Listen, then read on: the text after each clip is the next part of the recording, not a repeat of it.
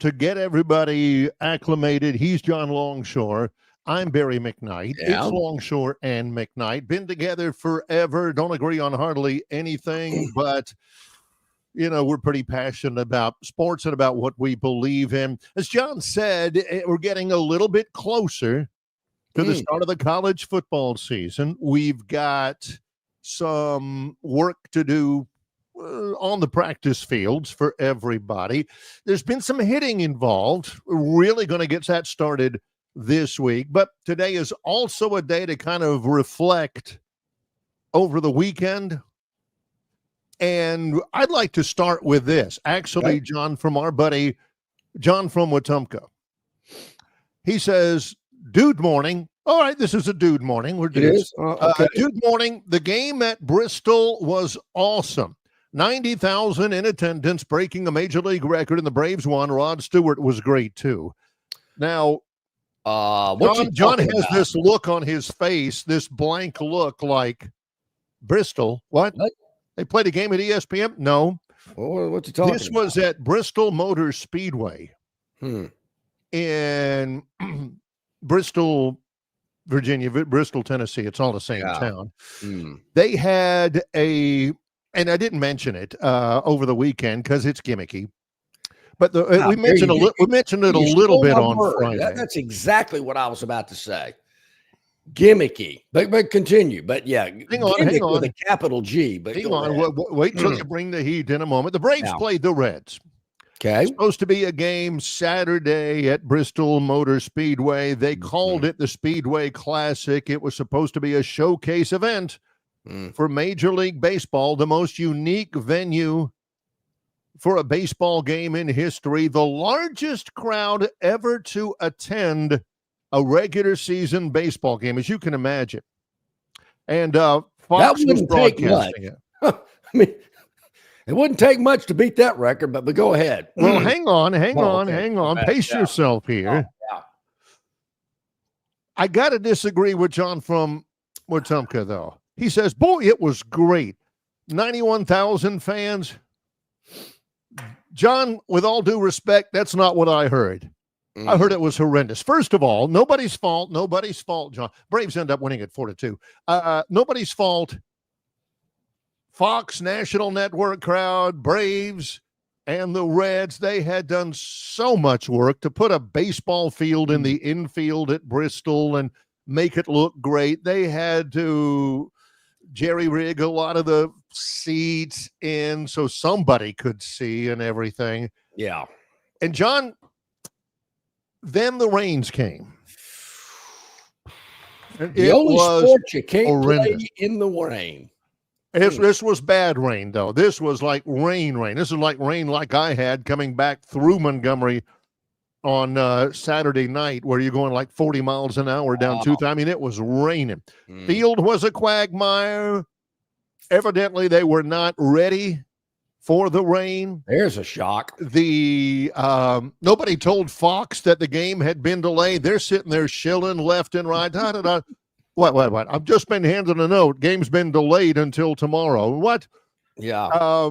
There were reports that the concessions were terrible. Nobody was prepared for the rain. The piles, according to awfulannouncing.com, Major League Baseball's worst nightmare transpired as the Speedway Classic was marred by a torrential rainstorm. That's only part of the story. The experience from the fans through social media at the Speedway was that it was the MLB equivalent of a multi-car pileup. Yeah. Empty concessions, endless lines, terrible seats, and many more complaints began to surface as they ended up playing it on Sunday. Braves end up winning. Bill says they got a trophy out of it. It's the only one they're going to get this year. Yeah, a trophy? I mean, how many gimmicks can they pull here? There were a lot. I know it was a massive failure, but the rain didn't help. You mentioned all of these heartaches that these fans had to go through in Bristol on, when was it again? Saturday night? Sunday. Yeah. I mean, it's hard enough for me to sit through a baseball game in premium optimum conditions Everything's right. Weather's good. He's in a Cool. box. It's air conditioned. The Bud Light is cold. I mean, my parking spot is right by the stadium. I mean, I'm zipping out of there. It's hard enough for me to sit through it that way. I couldn't imagine having to sit there with allegedly 91,000 people soaking wet, can't get a beer, bathrooms are crowded, water puddling up everywhere, can't see because I'm in the left-hand turn 3, which is the furthest away from the field. That was my issue right there. I'm thinking if I'm up, like say in the straightaway grandstand. I've never been to Bristol, but it is one of the smaller NASCAR venues. It was one of the smaller NASCAR venues. I think it's a half mile or something, I think. Yeah. So it's not like, doing it at Daytona or something like that. But if you're up in the grandstand, which by the way was over the left field wall, then over a little bit more of the infield, then over pit row, then over the track itself, John, you ain't seeing anything. That's like watching a game at the old Turner Field with an aluminum seat on the interstate. Yeah. On 85. If you were at Fulton County sitting at the 50, you were further from the field than if you were in the end zones. Yeah. It was terrible. So, a gimmick. I was walking by TV and I saw these guys pulling the tarp over the field and I could see it was Bristol. I kind of went, I did get a little. What was that guy's name? Is that Ralph Wiggum? I think it was the guy on The Simpsons. Yeah, from The Simpsons, Ralph. The bully guy. But I did kind of take a little pleasure in going, look at these gumps. Getting rained on out here in the middle of Bristol, which is no metropolis. I've been through Bristol. Isn't it part of the Tri-Cities? Bristol, Kingsport, and Johnson City. Yeah. Yep. I've been in that hometown area. Of Steve Spurrier. I mean, what else those hillbillies up in the Tennessee hills going to do but go watch some gimmicky baseball game? I mean, they ain't doing that in Chicago. They're not doing that in Philadelphia or L.A., and I know they played basketball games on aircraft carriers and hockey games inside baseball stadiums. They did play a college football game there at Bristol as well, but it was Tennessee. What do you think? What do you expect? Really, Tennessee and Virginia Tech. You could play that game in Cuba. There'd be 100,000 Tennessee fans show up. It's amazing how they can get to a game. But once again, baseball is hemorrhaging. They're losing the younger demographic. They're doing anything they can to so-called jazz it up a little bit. And this one blows up in their face. And those so-called, how many again? 91,000. Yeah, allegedly. Which curiously, 91 is the same number of million that John keeps saying that they spent on Neville Arena for the Auburn basketball team. So it's a famous number. Yeah. But, regular season, is America's team, they got to pull that kind of stunt. I mean, that's something you'd see like, I don't know, Kansas City and Arizona do. I mean, the Braves, really? Thought they had more. If it had not rained on Saturday, and if they had not tried to play through the rain, and I mean, you couldn't even see. Like the third baseman, he had to throw to first by memory. You couldn't see over there, and they still played it. And somebody said on social media, Major League Baseball forcing these two teams and the fans to sit through this quagmire is the greatest metaphor for the Rob and Manfred era as the commissioner of Major League Baseball. So, I mean, that was, you got to take a chance. Sometimes it works, sometimes it doesn't. Sometimes you get rain. So the Braves end up winning it 4-2. Took the whole weekend. I was not a fan of that. That win puts the Braves now at back to 16 games under 500. 3-7 in their last 10, 15 and a half games back. And if you're looking, I'm looking at several news accounts that are talking about, here we are in August now, John. And these are the teams that are hot for a playoff spot in Major League Baseball. These are the ones that are really angling. And John, I hate to say it, but it's basically the same 10 teams. Is this college Everybody football or Major League Baseball you're Major talking League about? Baseball. It's basically the same 10 teams. Here's what the Yankees, Red Sox, Mets, Phillies, Dodgers, Tigers are playing well. How about the Rays? They got the NL. Let's see. The Rays are actually not projected to be in it in the playoff picture right now if they were to play today. Okay. But it says they've got them. They've got each league. They've got each league marked into the NL playoff picture, in the hunt, and not going to happen. Well, what I'm looking at yahoosports.com, there are 5 teams in the National League in the not going to happen category. Ooh. And one of them is the Atlanta Braves. So I'm telling you, John will tell. This is what John's after. This is what John's playing. He's playing you in that he says, "Come on, Braves fans, you still might have This might be such a." And what he wants is at the end of the season for them to say, "I don't know why I sat here and tried. I don't know why I sat here and worried and lost sleep and everything, hoping the Braves going to get the playoff because I'm listening to the Longshore." The more your heart can ache as a Braves fan, that's what John's after here. That's what he's looking for. Well, I hate that people think of me that way. I mean, I really am pulling for the Braves. But I ain't given up on them yet. It's still a little soon for me. But I will admit now, Barry, things are not looking good. I'm not as confident as maybe I was before the All-Star break. Things aren't looking good, but I'm still. They are not. Stranger things have happened. So tough night for the Braves. Who are they playing again in this gimmicky game? The Reds. The Reds. Yeah. Who I looked at today, they're an underdog at the Cubs, and I'm not sure they've gotten over this fiasco they had to be a part of in Bristol. So I might have to avoid the Reds today because they're probably still shell-shocked. How did we get talked into that?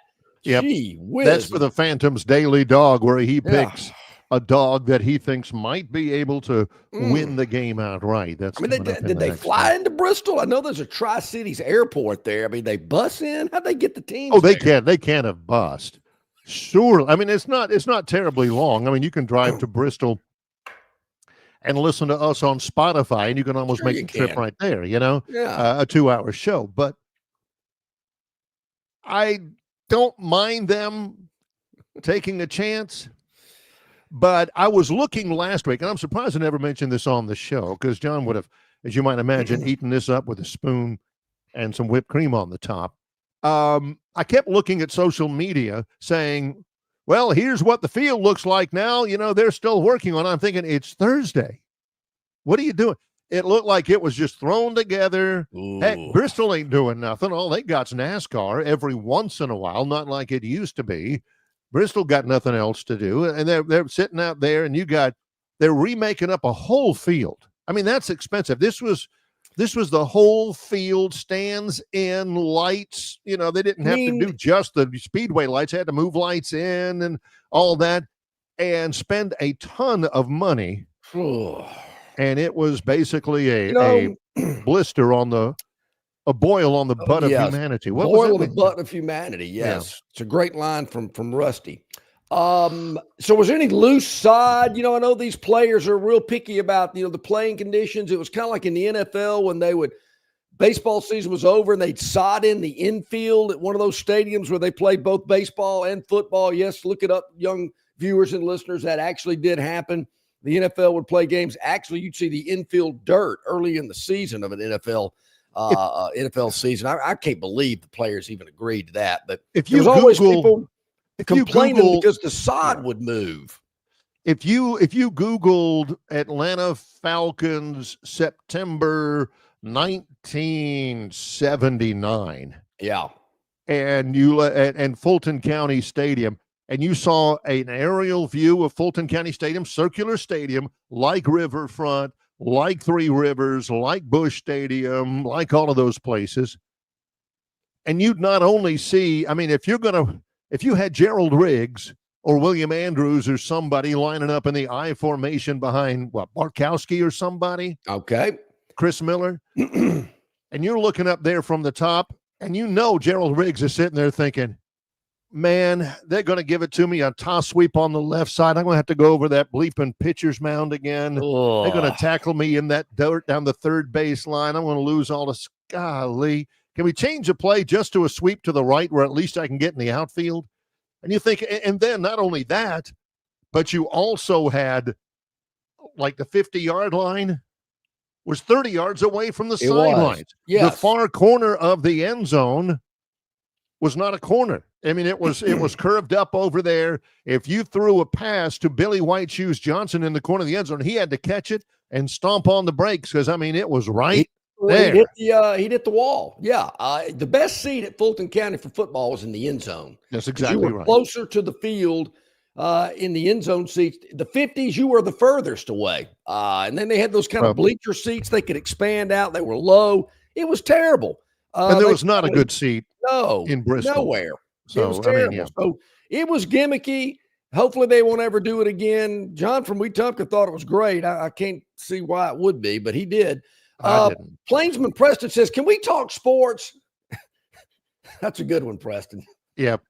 One of about 30 today, which is great. Looking forward to that. I thought baseball was a sport, but I hear what you're saying there. Yeah. He says, we're talking NASCAR. No, we're talking about a NASCAR venue. I haven't mentioned the name of a single NASCAR racer or a race. It was played at a NASCAR venue. Well, we're underway. We are. And there was some football over the weekend, some practicing going on, and everything's good. Barry, all I've found out, all I've read, everything's great. Nobody's hurt. Everybody's looking good. I mean, I want those articles about, man, this guy's got to step it up. He is loafing. He is not giving 100%. I hadn't read one of those yet. To this date, it has to be said that starting left guard projection so-and-so has been a disappointment to this reporter. That's what John wants to hear. That's what I want to hear. Why? Is he lazy?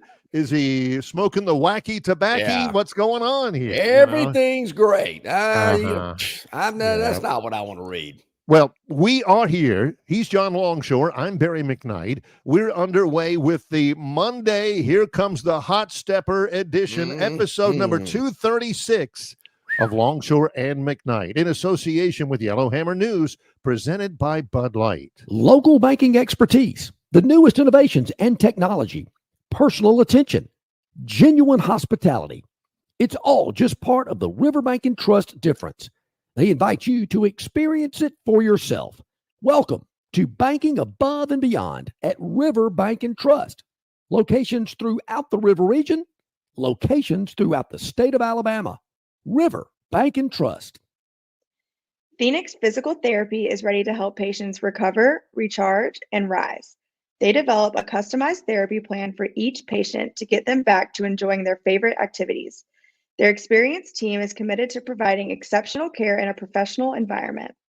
Whether you're looking to prevent or treat an injury, recover from a recent illness, or recuperate from surgery, schedule an appointment with our clinic and take advantage of our physical therapy, athletic training, workers' comp, and employer solutions service. Experience elevated physical therapy today. Call Phoenix Physical Therapy at 239-9316. That's 239-9316.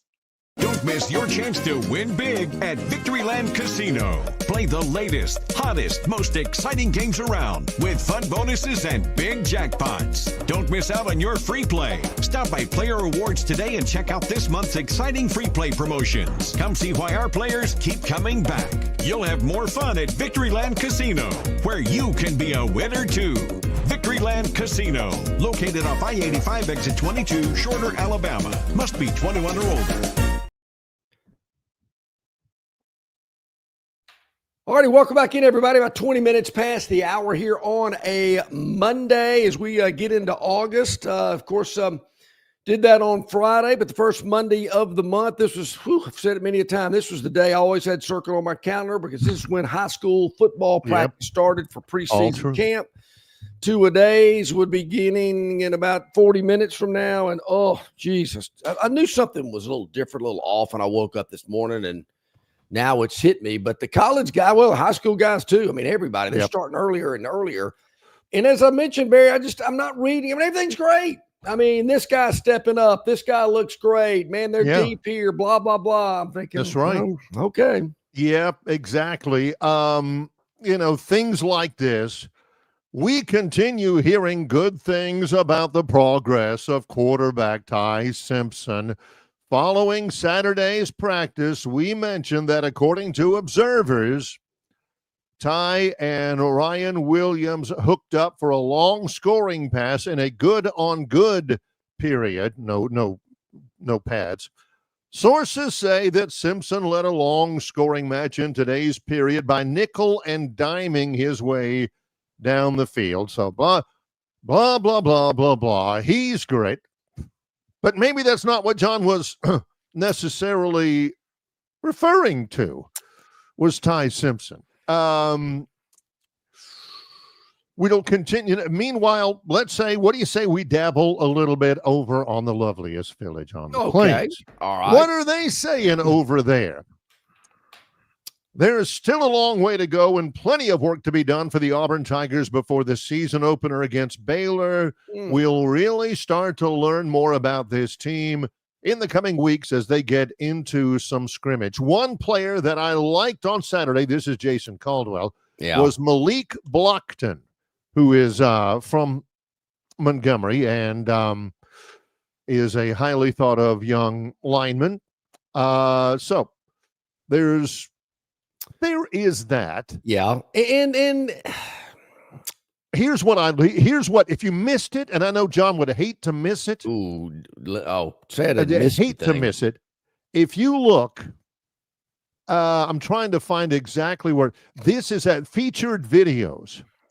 Under featured videos at auburnundercover.com, you have to sit through a SafeLight commercial. Yeah, okay. But once there is a featured video of Eric Singleton Jr., the Georgia Tech transfer, being interviewed. Yeah. And if you hold on, if you look through it a little bit, it's pretty, if you keep up in the background, you'll see Philip Marshall. No way. At practice. All right. Paying attention. Yeah.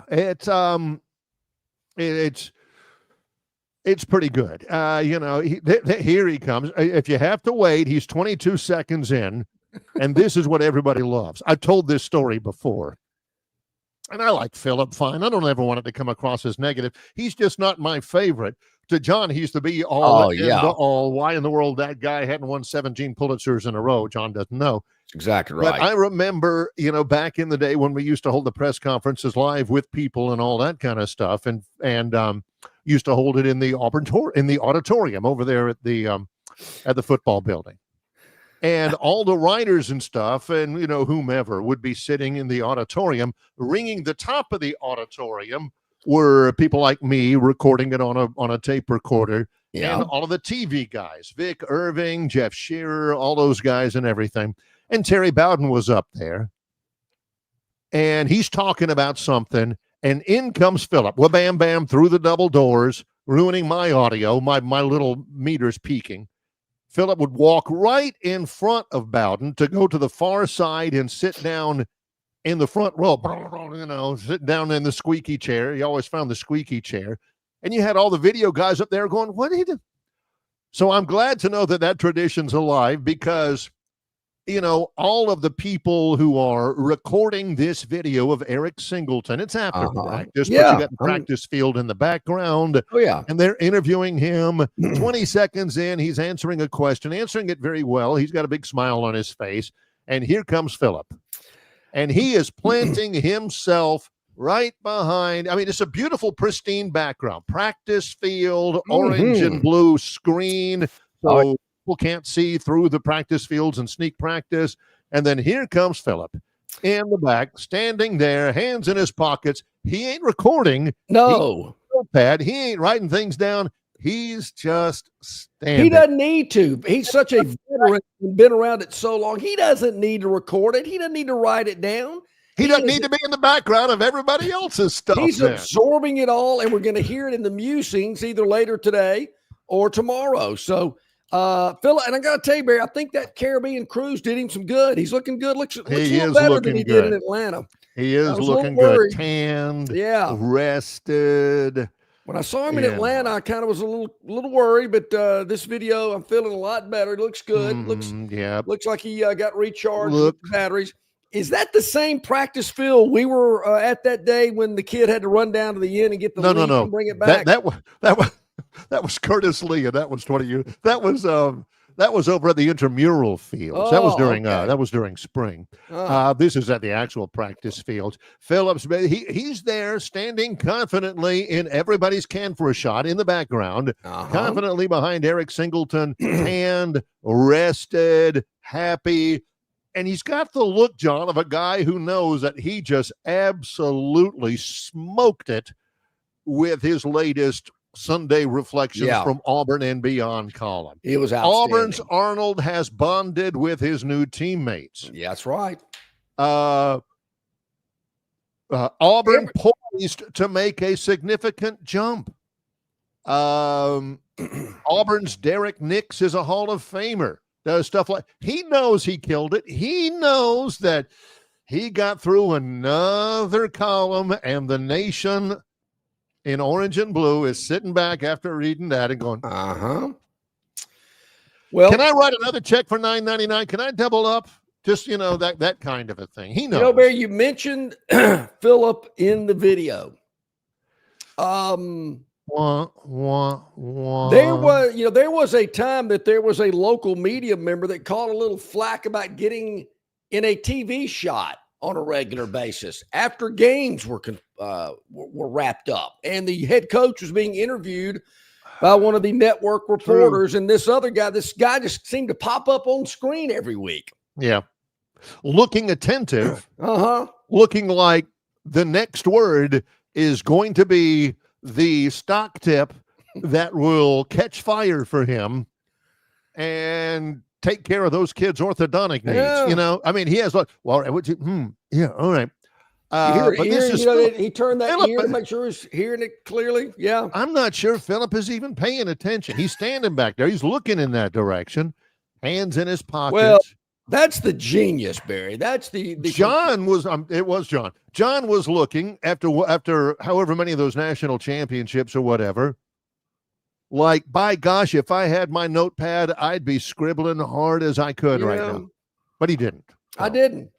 So, but Phillip's been there. He's done it. Looks very comfortable. Awesome. Me, on the other hand, I was told, hey, man, how about a little smile? I mean, you're just so stone-faced when you're standing there next to Saban. Focused. Yeah, very focused. That's a good way to put it. Yeah. All right, so also I noticed this, and we talked about it last week. Yes. Who does Ty Simpson resemble the most of former quarterbacks at Alabama? And we went over Jake Coker and Mac Jones and Greg McElroy and some of the others. To me, again, just the look, just the style, and the limited times I've seen him play, to me, he's A.J. McCarron.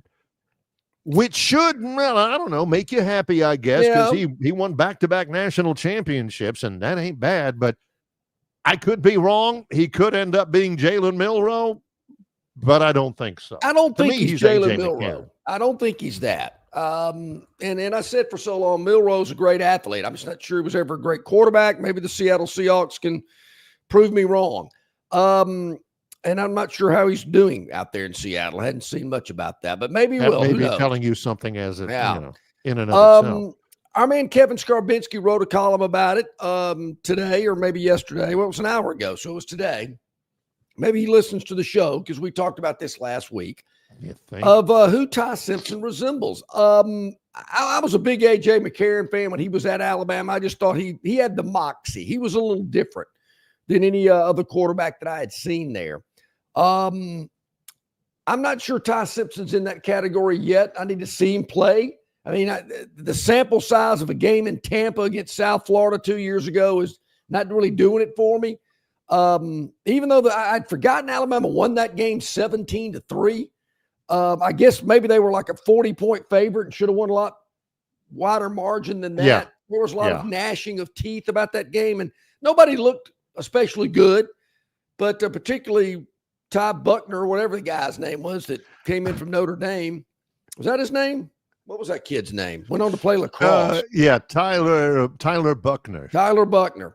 Simpson comes in, has a pretty good day, and then he doesn't see the field again. Milroe's made the starter for the next week. His kid's hung around. I mean, I'm telling you, he's taking a lot of crud. This was after the year before when South Carolina came in with that big athletic quarterback that Alabama could not stop. And, I mean, Alabama had to win that thing late. They're thinking, let's get South Florida off the schedule. It was tough. I don't know why they did that. It was a 2-for-1 type deal, I think. But that to me is going to be one of the interesting things to be looking at, paying attention to when they scrimmage, which is fast approaching. Right. And our sources will be inside the stadium to give us some intel on how the scrimmage played out. We'll have a better view and a better feel of maybe what Alabama fans are in store for. Look, as I came on today and I'm talking about everybody's great. Nobody's, looking crappy on the practice field. That's what you get this time of year. Once these scrimmages start taking place, that's when you're going to start hearing the real news. Well, I don't know. This guy looks a little overrated to me. Been hearing a lot about him. He didn't look good in that scrimmage. That's what I'm looking for. So we'll see some of that with the quarterback play of just how good Ty Simpson is and Jackson Arnold, for that matter, over at Auburn. Yep. And you'll hear early on this guy, coming out of nowhere for that really seems to be doing well. For Auburn, there's a freshman D lineman named Amaris Williams, who evidently has had a good couple of practice. Jason Caldwell likes him. Freshman running back Omar Mabson, who I've followed, he's from Auburn High, has gotten a chance with Jeremiah Cobb and Damari Alston not practicing, had a chance. But who knows? Mabson's going to redshirt. Amaris Williams, who knows? So that's the hard part early is separating, the pretenders from the contenders here. Will we hear anything about Amaris Williams during the year? Maybe not. But he certainly has got some people's attention with what? A couple of good practices. Exactly. Back to back.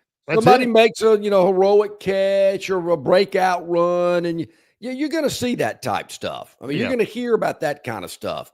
But once they get to scrimmage, and I'll make this prediction. Oh, I like this. That the backups at both Auburn and in Tuscaloosa, oh man, let me tell you, that Austin Mack, lit it up. Or insert backup quarterback, doesn't matter. You'll hear some stories about, man, I don't know how they're gonna keep Deuce Knight off the field. Woo, man.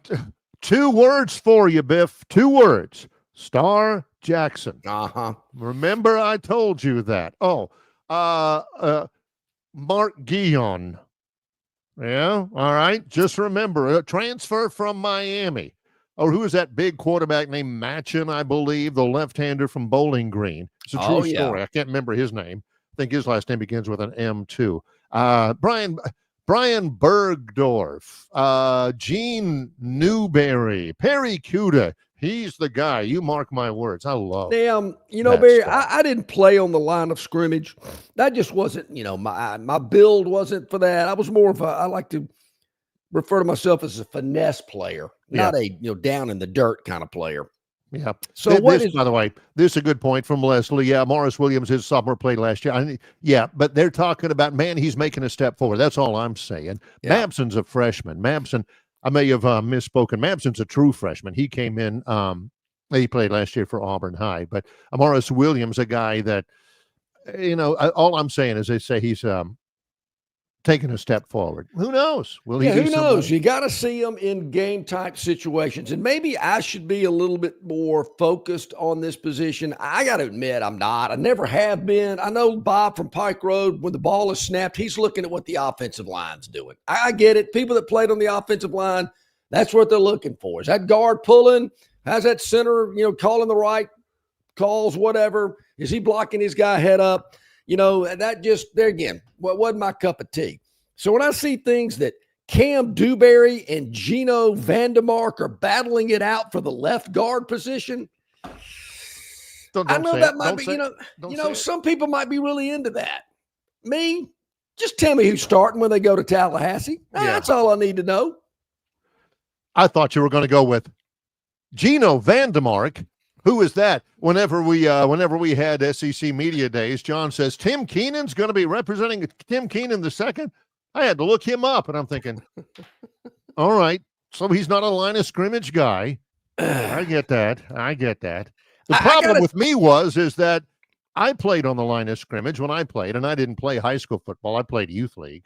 I played high school sports elsewhere, but I had to play on the line of scrimmage, and I didn't have to build for the line of scrimmage. I was just tall. Yeah. Tall and skinny. They put me at the end because they didn't figure I'd hurt myself or something like that. So you did at least have that work. Yeah, and I know guys that played on the line. They're focusing in on that. I get it, and I get it. When I watch a game, and I've gotten better at this. I think a little bit. Maybe I do kind of try to watch the offensive and defensive line play, but it's kind of hard when the ball is snapped and the quarterback's in the shotgun, and maybe he's running around or he's throwing or handing it to a running back, so your eye is immediately focused where the ball is. So unless you played that position, it's hard to really sit there and say, well, I know the ball's over here, but I need to see what that left guard's doing. Now, this is the same guy who is hypersensitive if there's a chop block on the line of scrimmage. Ding, ding, ding, right there. I saw it. That's a chop block. I can't believe they coached that. They ought to be ashamed of themselves. Or that offensive lineman who is 3 yards and 1 inch Yeah, I can over spot the line that. of scrimmage. Yeah. You know? Or hang down. on. That guy was downfield. Yes. Over an inch. I'm telling you, Barry, he had to have been, I would say, maybe even 2 inches. Now, Barry, I don't That's know the if it's buffer zone. the lighting or the camera angles, but there's one stadium in particular where you can spot that kind of stuff a lot clearer than any other game I've ever seen or been to. Yeah, that's It's gotta be- Strawboy's seat. Yeah, It's got to be camera angles. It might be the lighting. It might be Uh-huh. the glare off of that Jumbotron. Who knows? But for some reason at Jordan-Hare, I can spot a chop block or an illegal lineman downfield. Yeah, Pretty and when easy. he's watching on TV, I don't know, it may have been the Arkansas game or the Mississippi State game. John can spot on one sideline if a quarterback is talking fiercely to his wide receiver. The difference in that and a quarterback and a center chewing each other up. Oh, yeah. At least that one happened in a national championship. Yeah, on game, the you field. know? Yeah. And when actually, it happened with Barrett Jones and A.J. McCarron, it was, hey, boys will be boys. They got Sure. caught up in the moment. They're competing for a championship, for goodness sake. That's right. But when it's Bo Nix and Seth Williams, oh my gosh, program is absolutely out of control. Well, of course, I don't Alabama get was it. up by 40 at that point, I believe, against Notre Dame or somewhere close. My recollection was Bo Nix and the former offensive coordinator that was Malzahn's buddy that had been fired at SMU or somewhere. Can't even think of the guy's name anymore. Chad Morris. They're going I'll at throw it. him a lifeline. And I got to tell you, I've always been a Bo Nix fan. I like his grit, his pluck. I mean, the guy, I love Bo Nix. he's a gritty player. And Sean Payton at Denver loves him too. Well, I think the kid's got a bright future. And he's over there jawing with his offensive coordinator. If I had to guess, I don't know either one of them very well at all. But I got to think Bo Nix knew more than his offensive coordinator did. He's over there giving him the business. I don't got a problem with that. But meanwhile, Bo Nix is there still on the playing. I ain't heard of sideline- Chad Morris's name again. Where's that guy been? I think he's probably an analyst somewhere. When you had a reserve defensive lineman bow up to an Alabama assistant coach and throw a punch at him, next thing I knew, he was on the roster at Tennessee State. I won't think his name during the commercial break, and I'll tell you on the other side. Robbie is up. He is caffeinated. He is ready to go. He's got some Greenville news for us here. Yep. So he has got going plenty still to come here. He's John Longshore. I'm Barry McKnight. It's Longshore and McKnight in association with Yellowhammer News, presented by Bud Light. You're not buying sticks, stems, and pine cones. You're buying premium long-diddle pine straw from River Region Straw. Kenny and his staff have access to the best pine straw in the River Region, full of color that will last all season long. Kenny has locations in Montgomery, Prattville, and Auburn, and no order is too big or too small, from a few bales to an 18-wheeler trailer load. Pickup is available, or your order can be delivered. They can even spread your pine straw if you like. So call or text Kenny today, 669-5959. That's 669-5959 for all of your pine straw needs. All guests of Longshore McKnight appear on the City of Montgomery guest hotline. Check out the most interesting and informed personalities in sports covering Auburn, Alabama, Troy, ASU, and all the major teams from across the country. John and Barry have the best guests brought to you by the City of Montgomery. To find out everything you need to know that is going on in the capital city, check out montgomeryal.gov. That's montgomeryal.gov, the capital of dreams. Located just 8 miles north of Alabama's state capital, Capitol Hill features 3 18-hole championship courses. With more than 1,500 acres of golf and nature, the pure magnitude of this facility is amazing and allows each course to be drastically different from the others. Capitol Hill also features an innovative 360-degree driving range 400 yards in diameter. Capitol Hill offers a fully stocked pro shop with the latest equipment and apparel. Great food and beverages in the clubhouse can be enjoyed both before and after your round. Get your group together and hit the trail. Go to rtjgolf.com/Capitol Hill for tee times and more information. All right, welcome back in. It is about 17 minutes to the top of the hour. I will say this, Barry, back to the chop block conversation of just a moment ago. Yep. If I do see I do remember there were times when I would be watching a game, maybe it was involving Auburn, maybe it wasn't, but probably odds are it was. And I would see the official grab his yellow hanky in that part of the field and throw it. What I would probably blurt out, chop block. I probably have done that before, now that I think about it. Not that he saw it, but that it was Auburn. And they were guilty of 2 chop blocks in the 2010 season, the entire season. Therefore, it is Chop Block University. Was that Lee Ziemba that got flagged for the chop block? Yeah, well, as you pointed out last week, it takes 2 to chop block. You can't have just one guy. So it was usually, I think one. I mean, they mentioned both of their names, so I guess they're both guilty. The other one was Ryan Pugh, who I got to know pretty good because he used to be a coach at Troy. But yeah. Anyway, 2018. What national championship was that for Alabama? Who'd they play in 2018? Somebody. Georgia. All right. They played Georgia. Mekhi Brown, linebacker for Alabama, got in an argument with a coach. Had to be held back by teammates on the bench. Yep. Don't know who the coach was. Didn't, 2 things. And then next thing you know, he's not on the team. And the next spring, he was at spring practice at Tennessee State. 2 things that never were really addressed. Number one, who the coach was. Nobody remembers that. Technically, John gets credit for mentioning he gave everything about Chad Morris's resume except his name. He got fired at SMU, got fired. Yeah, that was him. At least John knows him. Nobody knows who was the coach that he got ticked off with. And number 2, why is everybody rationalizing it by saying, he was a scrub anyway. He was a special teams player. Yeah, if he was any good, if it was Bo Nix or Seth Williams, those are starters. Yeah. They're held to a higher standard of behavior. I would say so. Players. Yes, I would say that it would. But yeah, I'd forgotten about that. I mean, I kind of remember it. And I want to say Saban jumped on this kid. Oh yeah, and then some assistants had to get in the mix. They threw him off the sidelines. Yeah. I do know that he was no longer. Yeah. All right. Are you ready for the Robbie Blitz here? I will let Bill from Baltimore. Bill, I had the LA Chargers Thursday night as a 2-point underdog. They won the game outright. So yes, Bill, I have been known to pick NFL preseason games, and I've already done it once this year, and it was a winner.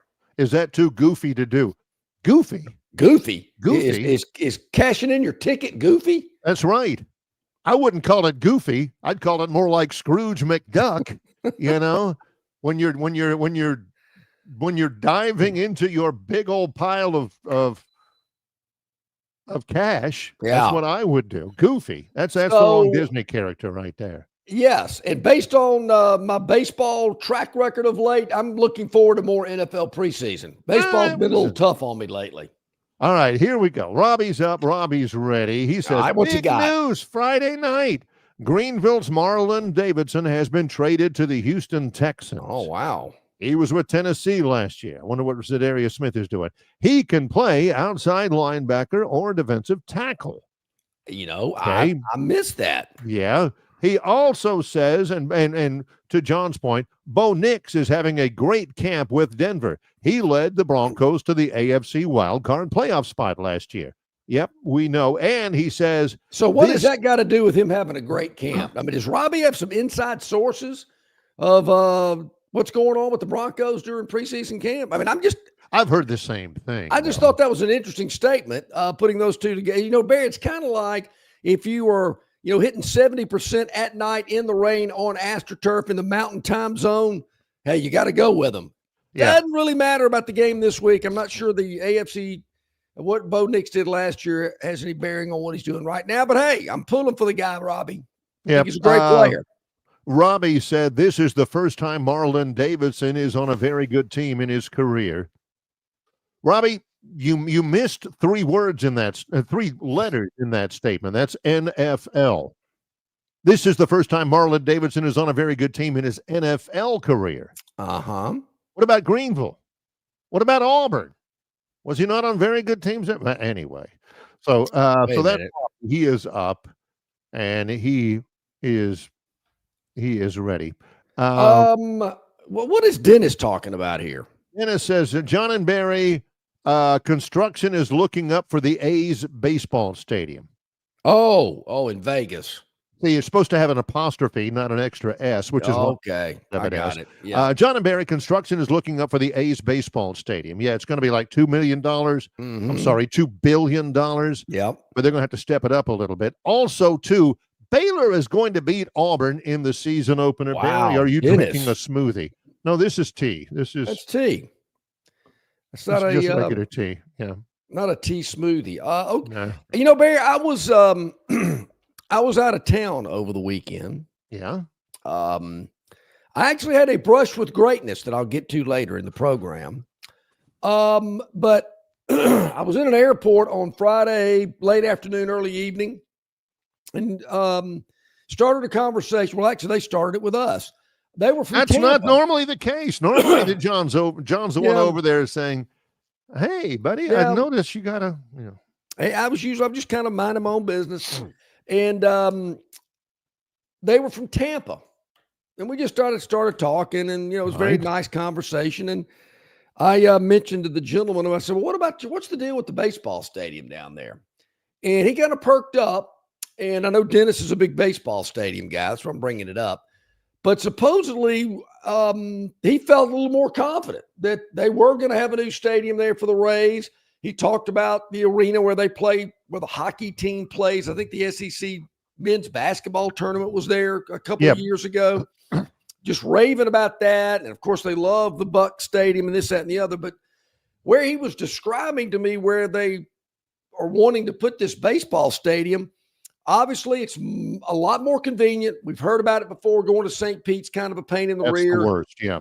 That it will be more in the Tampa metro area, and that it will be in a location where you can get to it by either car or boat, either one. Kind of like going to a Tennessee football game. And I thought, now that's kind of an interesting twist to boat to a Rays game. I think that'd be kind of neat. So we'll see if they start, breaking ground on it. But he seemed to be pretty confident that that's going to happen, and that's where it will be constructed. Water. They have made some strides. I read something, I don't know, something like they played 36 home games at the Yankees spring training field, Steinbrenner Field. They also have a Steinbrenner High School in Tampa. Wow. You can graduate from Steinbrenner. I don't know what the name of their athletic teams are, but I can find out.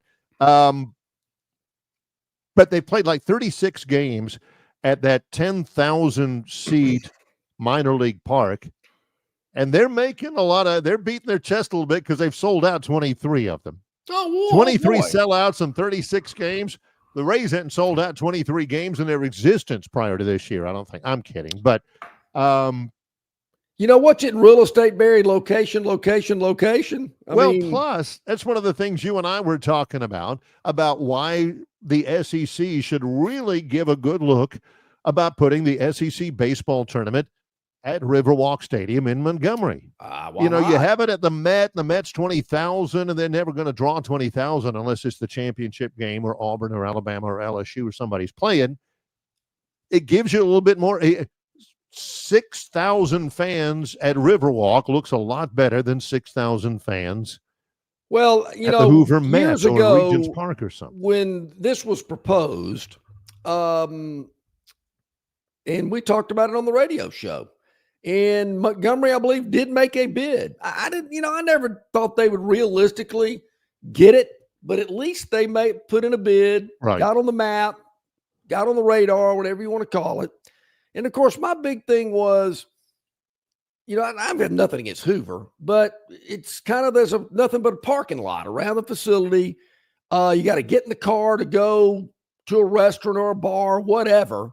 Whereas at Riverwalk, they're all there. The hotels are within walking distance. The restaurants, the bars are within walking distance. There again, do you really care how many people are there? Certainly you want the stadium to look full and packed, and I think they could do that with 6,000-7,000 fans every game. Yep. And if you have Auburn or Alabama in the championship game, so what? Standing room only, but how good would that look on television? Which, that's what they like. They want a good product. That's why they used to sell tickets to the Letterman show. Yeah. And Jimmy Kimmel back when, and Carson back when, late night talk shows were the rage. They didn't want, they weren't making any money selling tickets. Heck, I think they give the tickets away. What they want is the look and feel of excitement in a big crowd. Mm-hmm. That's why NFL stadiums aren't 110,000. I'm with you. I've always wondered that. So I don't know. You can always dream. You can always hope. And to me, the layout is, the Sun Belt's been doing it for years. They figured it out. You got the hotels, the bars, the restaurants, all the other attractions. They're right there for you. I think that's part of the uniqueness and the convenience of it is being able to get to and from the ballpark. I've said it for years. The national championship in football will be played in New Orleans every year. It's easier to get to the Superdome. You know where everybody's going to be pre and post game. When you're in LA or out in the deserts of Arizona or down in Miami, well, it's not even in Miami. The stadium's basically in Fort Lauderdale, halfway 30 miles there. north. Yeah. Yeah. It's just not very convenient. And of course, Atlanta, you've heard me talk about that. Who wants to tailgate in a parking deck, which is basically what you're doing at Mercedes Stadium over there. So to me, it's all about making the fans, being easy, convenient, easy to walk to the venue and back. I think it's great. So I'm there again. We can always dream. Probably never going to happen, but at least you've thrown it out there for them. And then you could have some people in town to not only take in the baseball, but they could maybe go utilize the whitewater facility out there, which I understand needs more people to go see it. Yeah, it's a great place, great venue. Yep. It certainly is. So they could utilize that and make their numbers get even higher. And we wouldn't have to call it wastewater. We could actually call it the name that it was given and get more people to go out there and take advantage of it. Let's take a break. Still to come in this edition of Longshore and McKnight, the Phantoms Daily Dog, the Gurn Jr. Victoryland 777 Topic Wheel, plus things that you need to know. Yes. From over the weekend. There's plenty of stuff. It was a debacle at Bristol for the Braves game. NFL play again this week. Scrimmages again this week. It's feeling like football, and we are all about it. He's John Longshore. I'm Barry McKnight. Longshore and McKnight in association with Yellowhammer News, presented by Bud Light. Known by avid golfers as one of the most beautiful and challenging stops on the Robert Trent Jones Golf Trail, Cambrian Ridge in Greenville lies just 40 miles from Montgomery. It is well worth the ride for any golfer looking for 27 holes of jaw-dropping golf. The greens have been redesigned to accommodate the higher green speeds associated with their installation of the latest generation of ultra dwarf Bermuda grass. Cambrian Ridge offers a fully stocked pro shop with all the latest equipment and apparel. Great food and beverages in the clubhouse can be enjoyed both before and after your round. Get your group together and hit the trail. Go to rtjgolf.com/Cambrian Ridge for tee times and more information. On the basketball court, the soccer pitch, or even the golf course, your crew brings their best not just for the win, but for that post-game celebration. When victory tastes like Michelob Ultra, it's worth every drop of sweat. And if you don't win, you'll still get the beer. It's just on you. Superior is worth playing for. Michelob Ultra, 2.6 carbs, 95 calories. Superior light beer. Enjoy responsibly. Copyright 2025, Anheuser-Busch Michelob Ultra Light Beer, St. Louis, Missouri. The Destin Connection Seafood Market offers the freshest seafood direct from the Gulf of Mexico with deliveries daily. Snapper, grouper, pompano, flounder, copia, along with medium, large, and jumbo shrimp, hand-picked crab meat, and chucked oysters. They can even cook your order for easy, quick pickup. The Destin Connection can make a po' boy with any of their seafood items that folks in New Orleans rave about. Go by and see them at 3750 Norman Bridge Road or call 288-4272 for pickup orders. All righty, welcome back in, everybody, as we're getting close to starting hour number 2 here on this Monday. Hey, make sure to hit that like button, hit that subscribe button. You'll never miss any of the content, instant notifications. Doesn't cost anything. Nope. It just makes it convenient for you to be on top of everything that we're doing here with Longshore McKnight. Hit the like, hit the subscribe button. Also, make sure to know that you can check us out at yellowhammernews.com. That's a great way to check us out. We're on Facebook. We're on YouTube, Instagram, X, Apple, iTunes, Spotify, you name it. So many great ways to check us out, whether you want to watch or listen or both. And we greatly appreciate everybody doing so and spreading the word. We really appreciate it. So I mentioned I was out of town over the weekend. I was down in New Orleans. I had a brush with greatness. Several other things. It was it wasn't so hot down there. I mean, August in New Orleans can really be hot, but it wasn't as hot as I thought it was going to be. But a couple of things caught my eye. I did have a brush with greatness. Yeah. And Dennis Mitchell will probably get it. He knows who I'm talking about. A former wrestler, now a member of the Fox News Network, Tyrus. I was about to say Titus. Tyrus. I ran into Tyrus. Saw him. Bless his heart. If I ran into him, I'd have walked right by because I have. Okay.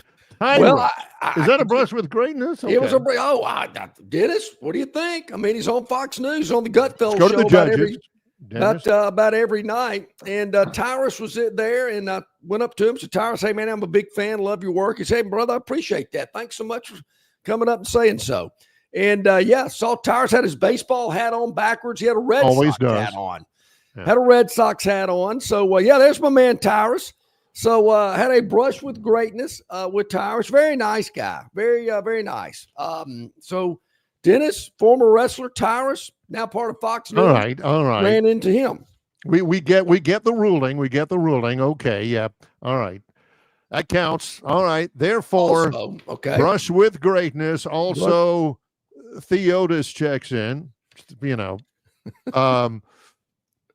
Okay. And Theotis, who's a big brush with greatness guy, probably the most renowned brush with greatness guy, he said, absolutely. Give it to John. Awesome. The only time I've never seen him without his ball cap on backwards. I mean, like I've seen him before on TV, and he's got kind of a dress shirt on with a really nice, very, very huge sport jacket on. Heck, he's done one-on-one with Trump before. Sure. Yeah. And he's looking nice, dressed. It doesn't have a tie on because his neck is about as big as 3 counties, but dress shirt on, nice sport jacket on.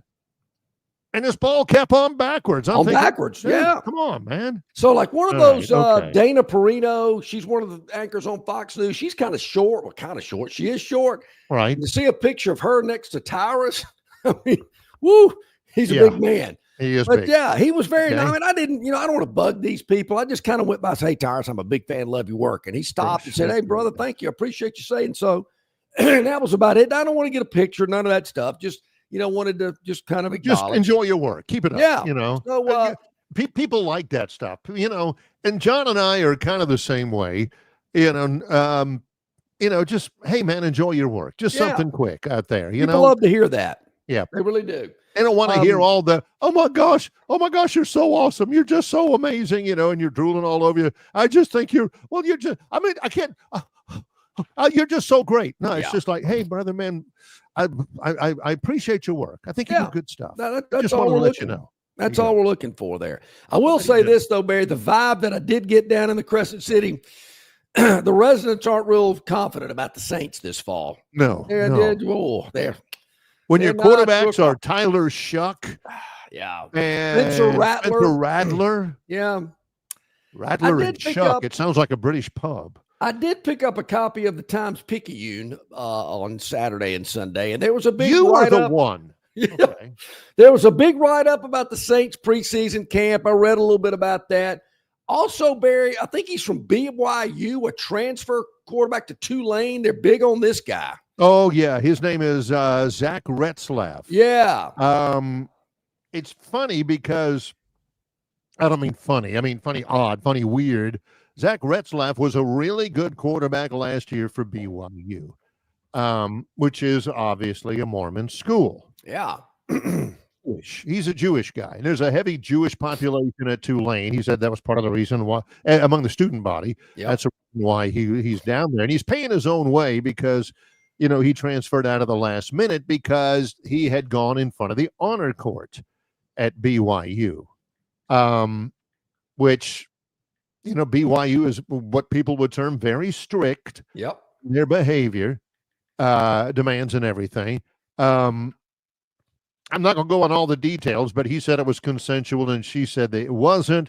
They ended up dropping it, but he transferred out anyway. He said, to heck with this. Yeah. And so now he's at Tulane. He's going to be, Tulane lost their quarterback. Coach Summerall lost his quarterback last year because Duke came in and outspent Tulane and got him Darian Mensah. So now they got Zach Retzlaff, and he's going to be a difference maker. I think he'll be.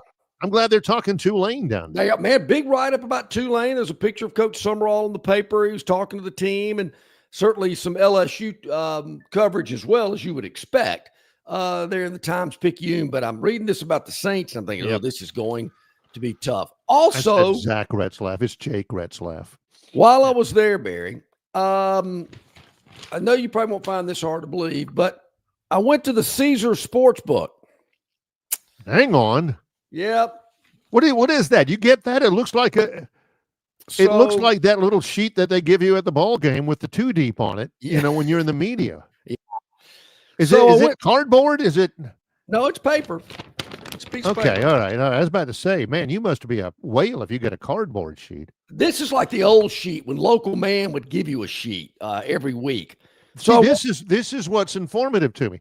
John bought a newspaper and he got an old style sheet from Caesars. I bought the newspaper. It was sitting there on the counter at the hotel. I didn't buy a paper. Okay. It was sitting there. You what? Okay, all right. John got a newspaper and an old time sheet like he gets for his man. Turn back the clock. What is this? Little House on the Prairie? And I will say the sports book inside Caesars is really cool. I could see spending a whole afternoon and early evening there watching football. It was pretty hot, but it was pretty cool. And they had all the futures and all that kind of stuff. Anyway, I thought it was interesting. This is the college football futures bets, and this is the season total bets updated as of Saturday. That's the all date. Right. I thought it was interesting, Barry. They list every team in D1 college football and their chances, the odds of them winning the national championship. Texas and Ohio State are at plus 500 today. Of course, that could change. It will as the season progresses. Especially after the first game when they play each other. That's right. So today, if you like Ohio State or Texas and you put up $100 and they win it, you're going to get $500 back. That's going to change as the season rolls on. All right. Penn State and Clemson. Penn State's at plus 600. Clemson's at plus 900. Those are the two teams that I like. I think they could face off for the national title. Georgia is at plus 700 as of Saturday. Oregon is at plus 950. In Alabama, by themselves, the only team at plus 1,000. So you put up $100 today, you're going to win $1,000 if Alabama wins the national championship. All right. Notre Dame's at plus 1,200. LSU plus 1,500. Ole Miss plus 2,800. They're about 10th on the list. A&M at plus 3,000. I would say LSU and Alabama should be a lot closer in those odds. Maybe even. Yeah, LSU's plus 1,500. Alabama's plus 1,000. So there again, I think as the season plays out, these numbers are going to move. No doubt. That's why today you're betting on, there again, a game hasn't been played. After week 4, these numbers are going to be completely different. So I know what you're saying. Where are the Auburn Tigers? Well, I'm glad you asked. Please don't flip the page over. Please don't flip the page. Load more. No, they're right here. Here they are. Here they are. I'll just tell you this. These SEC schools are ahead of Auburn. Texas, Georgia, Alabama, LSU, Ole Miss, A&M, Florida, South Carolina, Tennessee, Oklahoma, and here come the Auburn Tigers. 11th. The 11th best odds in a 16-team league. To win the national title. Heck, 30 years ago, there weren't even 10 teams in the league. Yeah, Auburn would be on the outside. So you got 11 SEC teams ahead of them. Then you got ahead of them out of the league, Ohio State, Penn State, Clemson, Oregon, Notre Dame, Michigan, and Miami. Those teams are ahead of Auburn out of the league. So Auburn's probably, it looks like about 18th of all the schools. They look about in the 18th place by themselves at plus 6,000. You put up 100, Auburn wins the Natty, you're pocketing $6,000. Not bad. Not bad. Worth your time. Worth now, what about there? The ones at the bare bottom? There are 19 schools at plus 500,000. All right, go ahead and tell me this. Well, no, if you can. How many of those are on Auburn or Alabama's non-conference schedule? Oh, that's a good question. Let me see. Louisiana Monroe, plus 500,000. Do either one of them play Middle Tennessee this year? No. Although Auburn has Middle Tennessee on their schedule as of last month. The New Mexico schools, I don't think there's Southern Miss on any of these teams' schedule. They're Southern Miss plus 500. That's supposed to be a lot better. Okay, that's supposed to be a lot. This is the worst of the worst. Yeah, this is as bad as it can get for you. Western Michigan, UTEP, Southern Miss, the New Mexico schools, Nevada, UMass, Lamo, Kent State, those Hawaii. Lamo is on the schedule. Yeah, they're on Bama's schedule, I think. Yeah, week 2. They're one of the worst. Troy, plus 200,000. How about that? Take a stab. Take opportunity. They're in the same. They're with UAB in the same spot there, and usually you're going to get. That usually kind of happens. Yeah. Wake Forest is plus 100. Fresno, Jacksonville State, South Alabama plus 100,000. So just a few of the projected or the odds of winning the national championship. Plus, they also have the win totals that were updated as well. Alabama's at 9.5. That hasn't changed. I think they've been 9.5. Auburn at 7.5 at this point. I still think Auburn's a little low. I think Auburn can go over 7.5 wins. I do too. maybe even scratching 9. I could see that happening. Maybe because Barry, everything I'm hearing and reading coming out of camp is pretty positive. Yeah. Let's see if we can get to break in just a couple of minutes without a ding coming up after John just has laid that little bit of knowledge on. Ding, bing, Oh, I got ding. my phone on silent. Oh, Yeah. okay. I was hearing it was getting annoying to our viewers and listeners when they're hearing dings all the time. Yeah, you've been hearing that for 20-something years, though. Finally, okay. But maybe the problem is I forget to turn it back on. Then hey man, I called you today. No, you didn't. Yeah, I did. Oh yeah, I guess you did. Sorry, forgot to put my phone ringer back on. Yeah. Oh. Yeah. See, I don't ever. But it's like people that are like, I don't know, like in church particularly, and the phone starts ringing. I'm thinking, wait a minute. Right in the middle of prayer. Yeah, why did you bring your phone in here anyway? That's what I can't understand. I did have a priest one time tell me he was in the middle of a sermon. The phone rang. The lady's looking for it. It rang again. He stopped, middle of a sermon. Says, go ahead and answer it and tell him, why aren't you at church today? Hey, I like it. I like that. I thought that was a good response. The thing is you you got so many people in church that don't bring their Bible, they bring their phone because they got a Bible on their phone. I've seen guys up at communion that are, accessing scripture. Yeah. And he's like, hang on. Colossians, that kind of thing on their phone, which takes a moment or two to get used to. Other things that you might not know that happened over the weekend. We have hit the MLB Speedway Classic, hit it hard because it deserves it. Barry, I'm a little worried about John from Wetumpka. He comes with this shot early. I'm not even sure we're on the air yet. No, we're not. He sent it at 6:59. Great. John, any other comments? Any other follow-up? Here we go. It's 7:21. I played you, John. I posted then. You talked about it for the last 18 minutes. Actually, John, I didn't. If you go back and look at the video, Barry did most of the talking. I just kind of sat here and went. And took a couple pot shots. I don't get it. Don't get it. But now, glad you followed up there. Other things from over the weekend. What a crazy game. I can't imagine there are many people here. Rockies beat the Pirates 17-16 Friday. Whoa, wait a minute. 17-16? Yes, 17-16.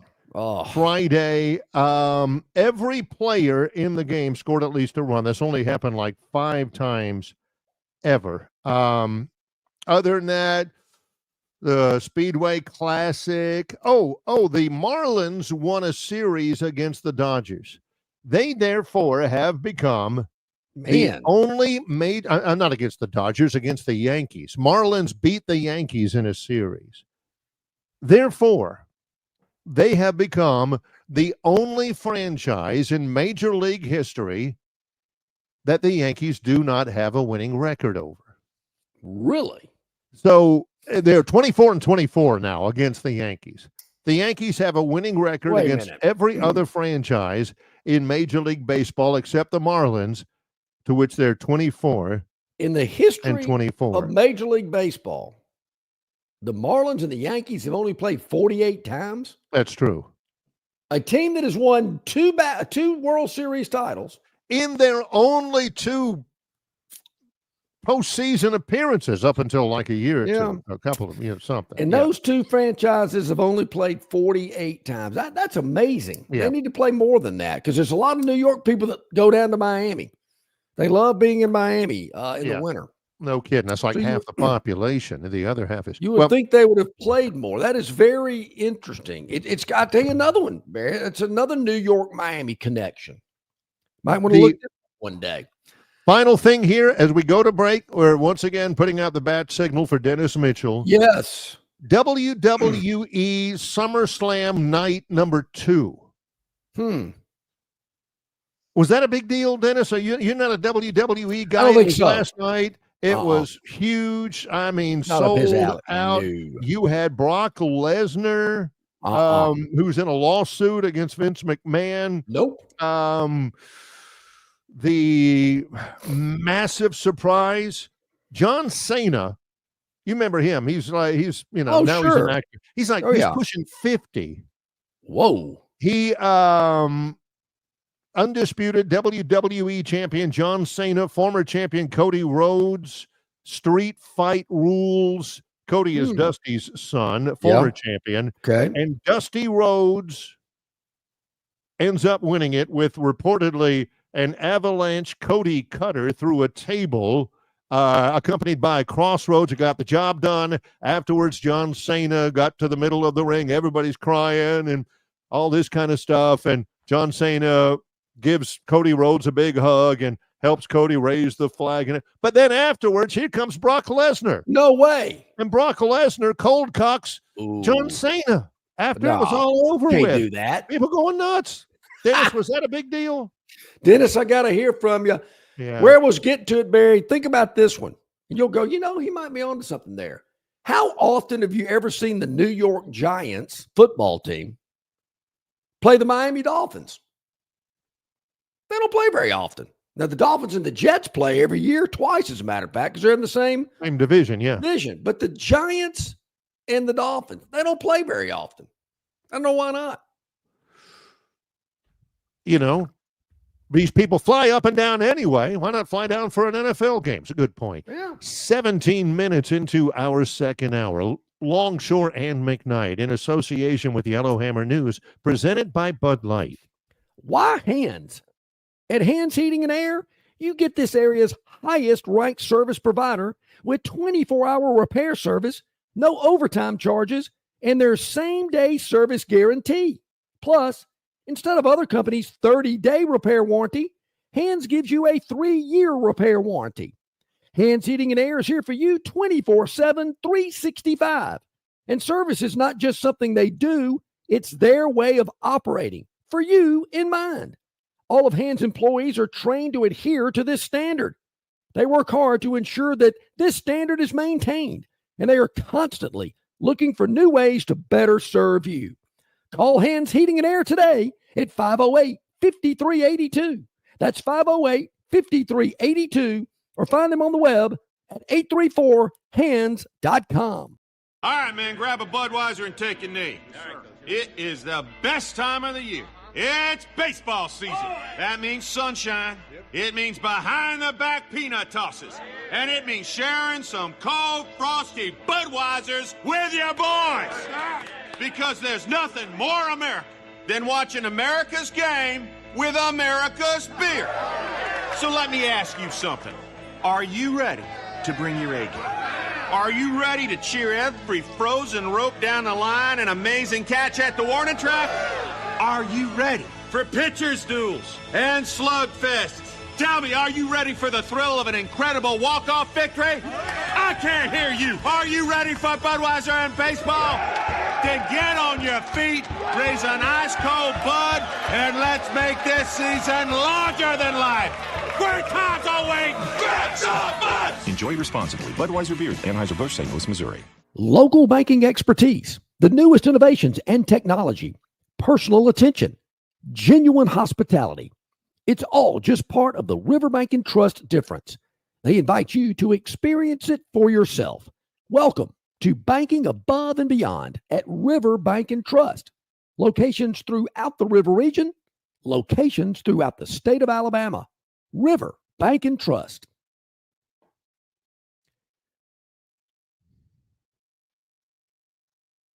Already back at it, about 20 minutes past the hour here on a Monday with Longshore and McKnight in association with our good friends at Yellowhammer News and yellowhammernews.com. You can check us out on that platform. Also Facebook, YouTube, Instagram, X, Apple iTunes, Spotify. We're there, so check it out, Longshore and McKnight.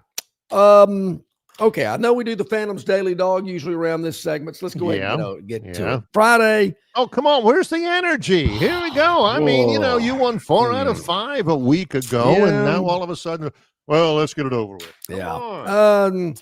Baseball's been tough lately, but we're not going to let that, get us down in the dumps. No. But Friday's game where the Rays were hosting the Yankees in front of 10,000 there. That crowd.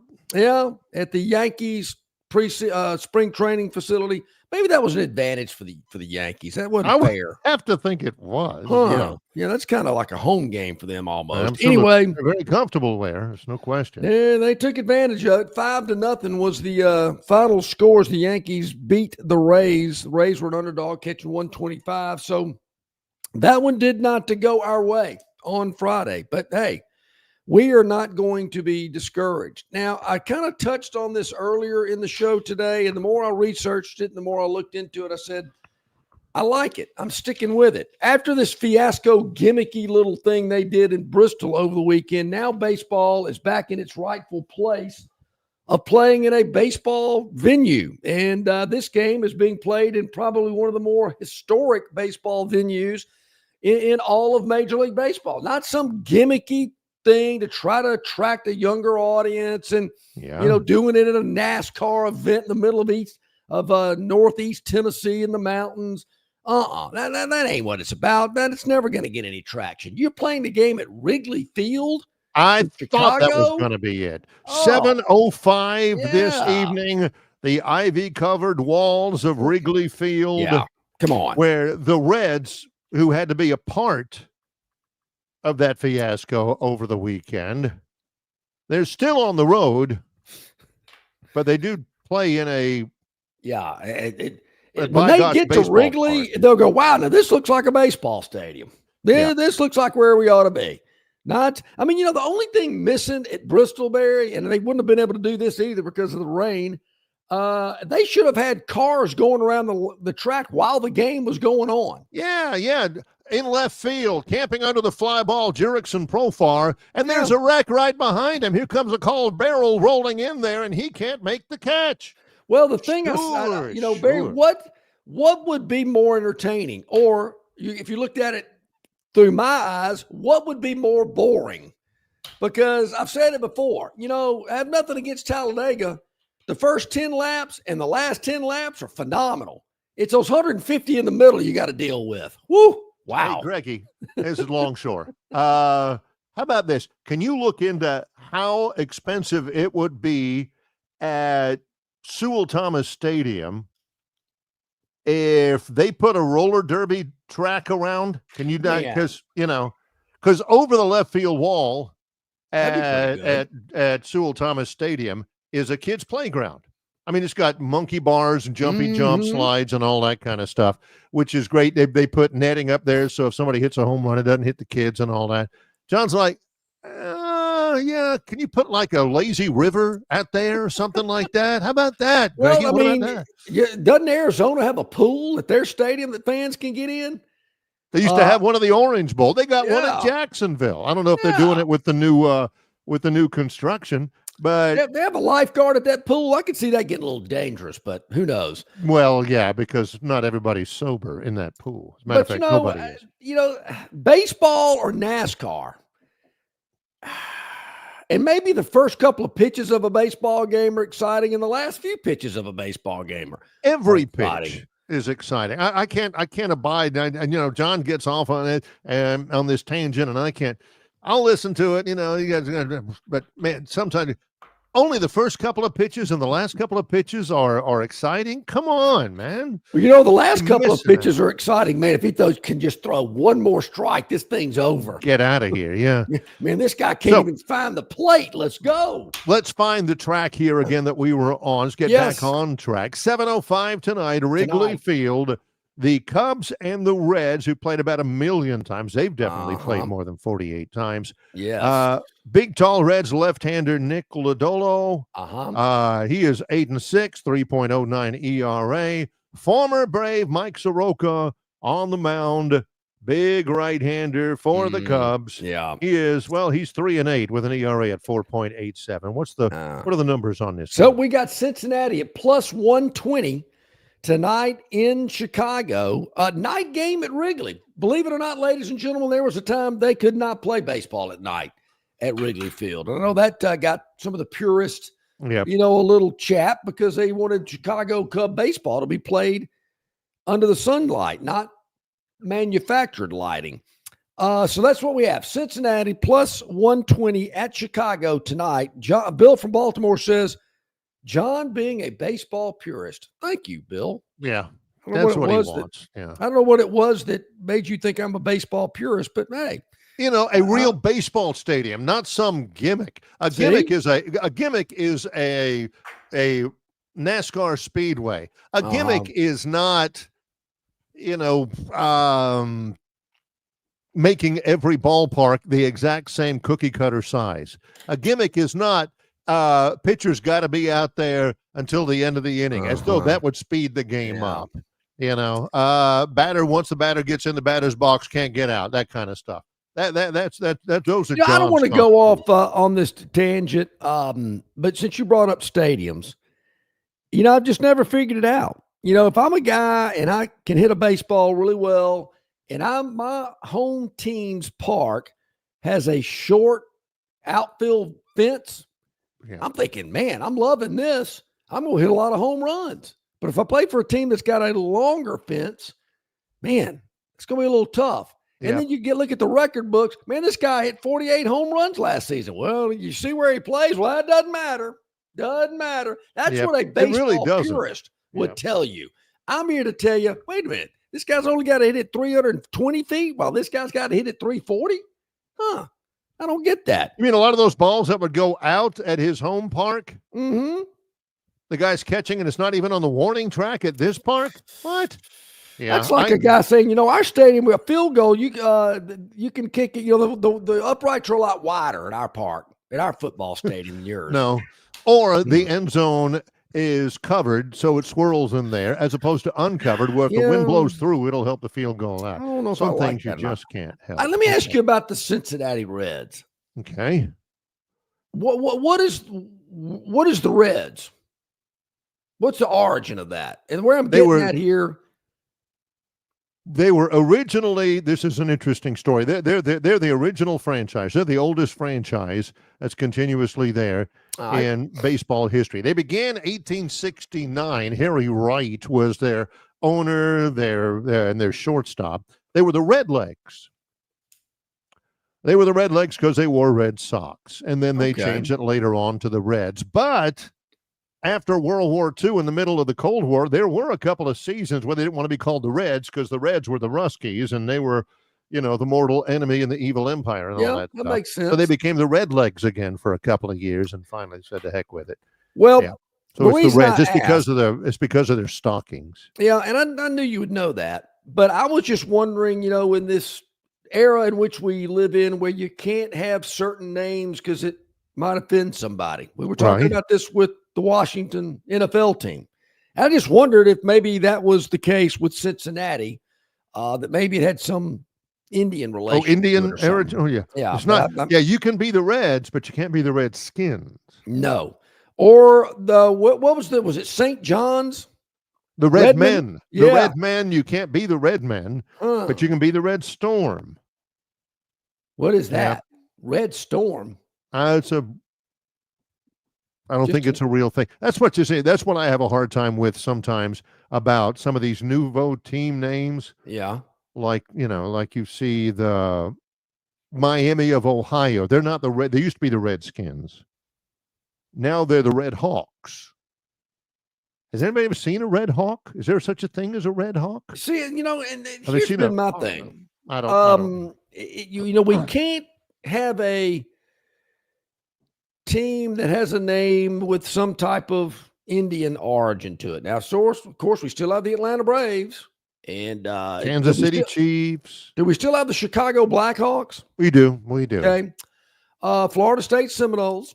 So it's interesting that in some areas it's okay, but it's not okay in Washington. It's not okay in Cleveland. Yeah. But it's okay in other parts of the country. I've never really understood what the deal is there on that. You can chase your tail on that all the time and try to please everybody, but it's just, it's just so much effort, and I'm not sure it makes any difference. Heck, the Tampa Bay Rays used to be the Tampa Bay Devil Rays. Well, that's where I was headed. Yeah. Why is it okay to have the Blue Devils? Sun Devils, Blue Devils, Red Devils, fine. The Demon Deacons. Ooh, I've always wondered about that one. But the Devil Rays, you can't have. Even though there actually is a thing, there's not a thing like a Red Storm or a Red Hawk, but there is a thing called a Devil Ray. Yeah. It's like a Stingray or a Manta Ray or something like that. So why do we want to have teams that are,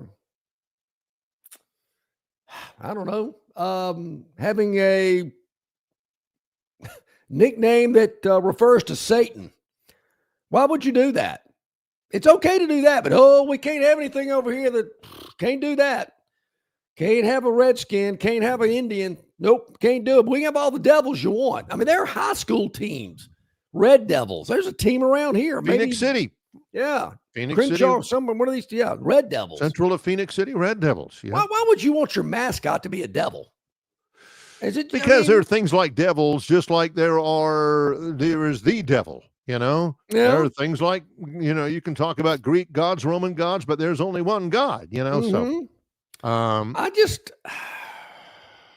I've wondered about that. I would not have wanted that not nickname or mascot is what I'm looking for. That's the word I'm looking for. I would not want that to be one of my So should a team like Notre Dame, a Catholic school, should they be known as the Fighting Irish?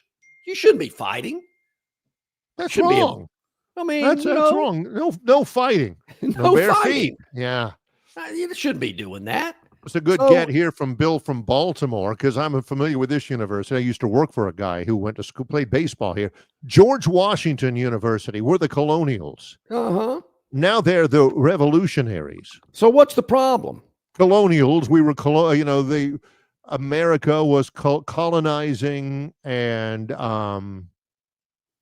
exploiting third world countries. Colonizing somebody wasn't good. And of course, we were colonized, and we told the Brits to heave ho. But okay, here's another. All right, pirates were bad people. Pirates would kill people, pillage. Buccaneers, Raiders. Uh-huh. I mean, we got mascots in the NFL. Now, wait a minute. I mean, these guys were breaking the law, and they were mutilating people, killing them. Hijacking ships in the high seas. Yeah. Mm-hmm. So, I think we've gotten a little mamby-pamby on that. Now, somebody said if we still had the Montgomery Rebels, we'd have to change their name. Why? Ole Miss is still the Rebels. UNLV, for some reason. I don't know if there's ever been a rebel in Nevada. In southern Nevada. But they're, to my knowledge, still the UNLV running Rebels. Yeah. Vestavia Hills is the Rebels. I think they're right. Yeah. See, when I was at JD, we were the volunteers. We were volunteering we volunteered to help you out any way we could. But they changed that name too. But, the Vols, I mean, you used to hate when everybody said, go Vols. You're like, yeah. Yeah, true. You're right about that. Nothing against all the people that went to Lanier, because I know a lot of my parents' age all went to Lanier. But poets? I mean, that's good.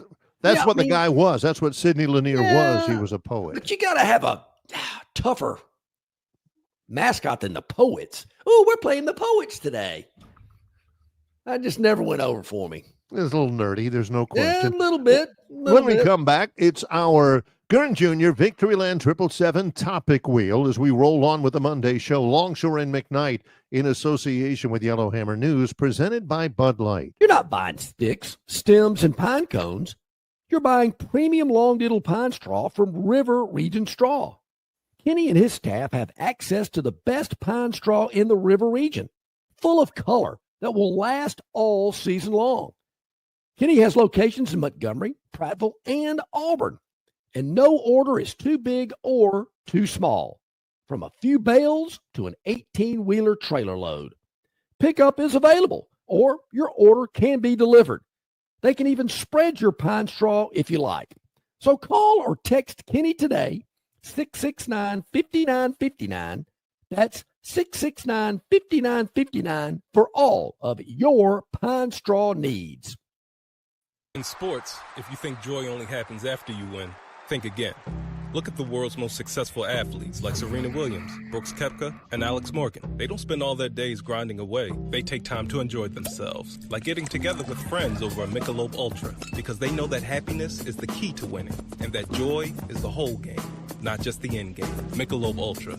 95 calories, 2.6 grams of carbs. It's only worth it if you enjoy it. Enjoy responsibly. AB Michelob Ultra Light Beer, St. Louis, Missouri.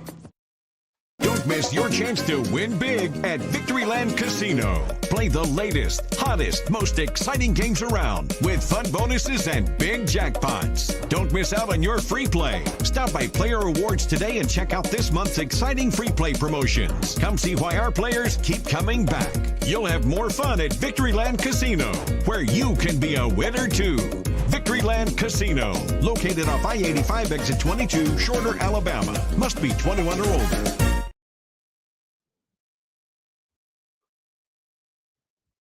The hour here on a Monday, about 24 minutes to the top of the hour. Glad you are with us. Man, Chris the Bearman says Mondays needs to be a 3-hour show. Well, man, thanks. We got a lot to get to.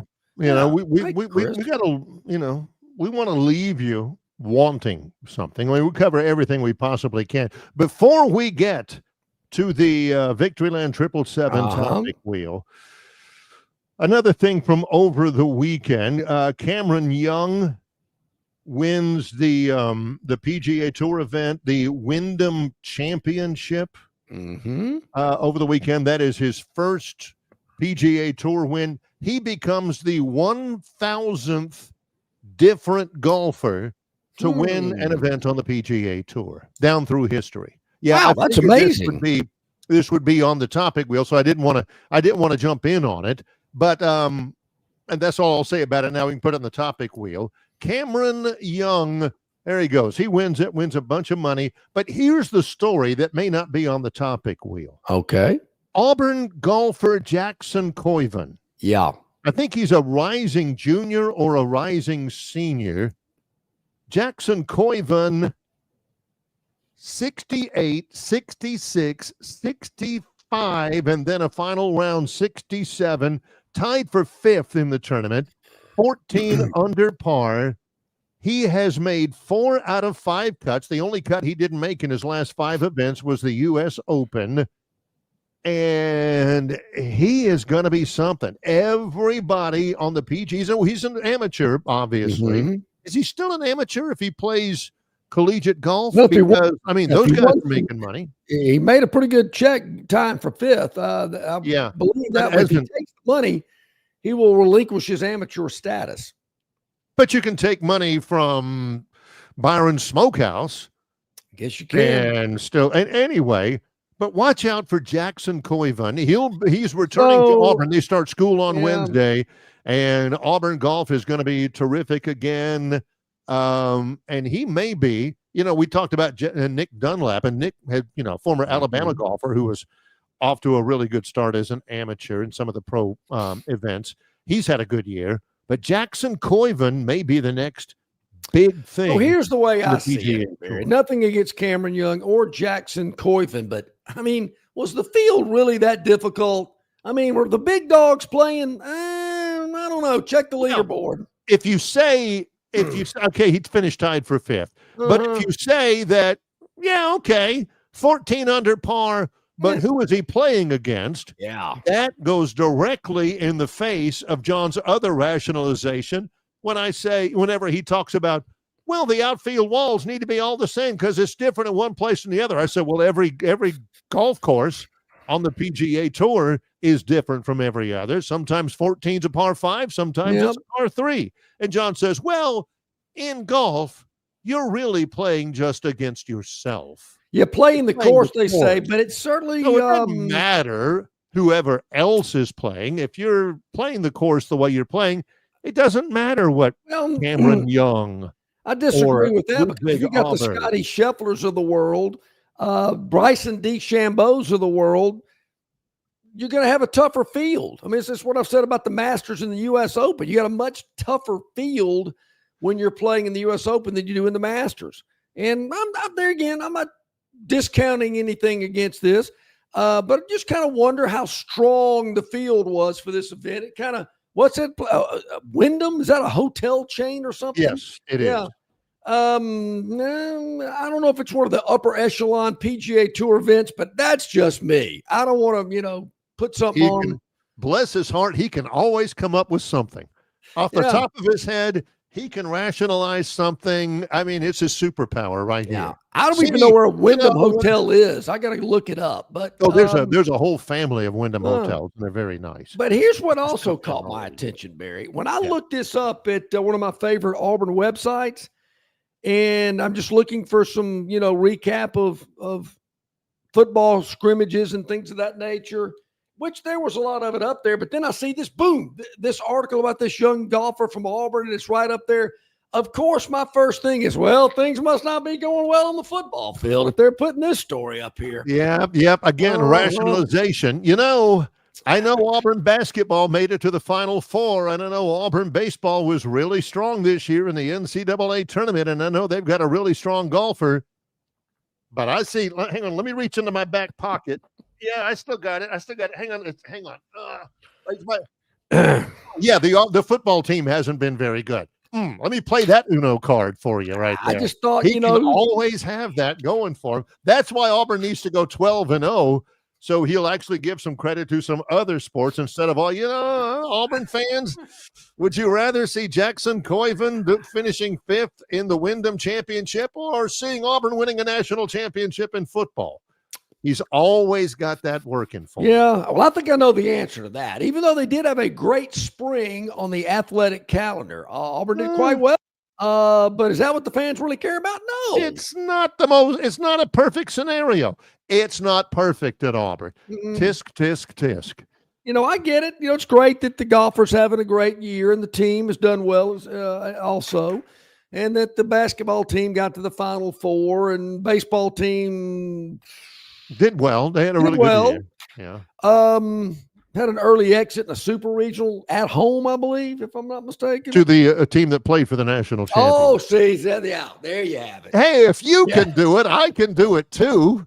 It's unconscionable for me to come up with a rationalization that they beat one of the two. They got beaten by one of the two best teams in the country. That's kind of like, when Indiana won it in '76, Alabama was the only team to score triple digits against them.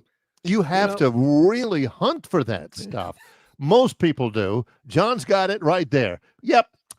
Great golfer, wonderful golfer, salt of the earth, great kids. Now I know Auburn football wasn't very good last year. That's the rationalization right there. One doesn't have a single thing to do with the other, but John will bring that up and say, yeah. It ain't perfect at Auburn, by the way, and here I am to tell you how close it is or how far it is from being perfect right here. Yeah. Okay. All right. Good for that young man. Awesome. Good stuff. I did see that. That was good. All right. I guess it is. Wait a minute. It is. Preston Plainsman says he's got some Wyndham rewards. Oh, okay. Only 7,500 points for a night in Omaha. What kind of hotel chain is this? Is this where the Auburn football team plays? Is this where they stay? Wyndham is nice. I think John knows this, but I think he's playing a point. I have a hard time believing that John travels as much as he does and never heard of a Wyndham before. I don't think I've ever stayed at a Wyndham, but be that as it may, there's 7,500 points doesn't seem like a lot for a hotel room. I'm just saying. Well, maybe you stay at hotel rooms where they're really stingy with the points or something like that. It's all relative. It's like Bitcoin. It's not real money. It's just points. Yeah.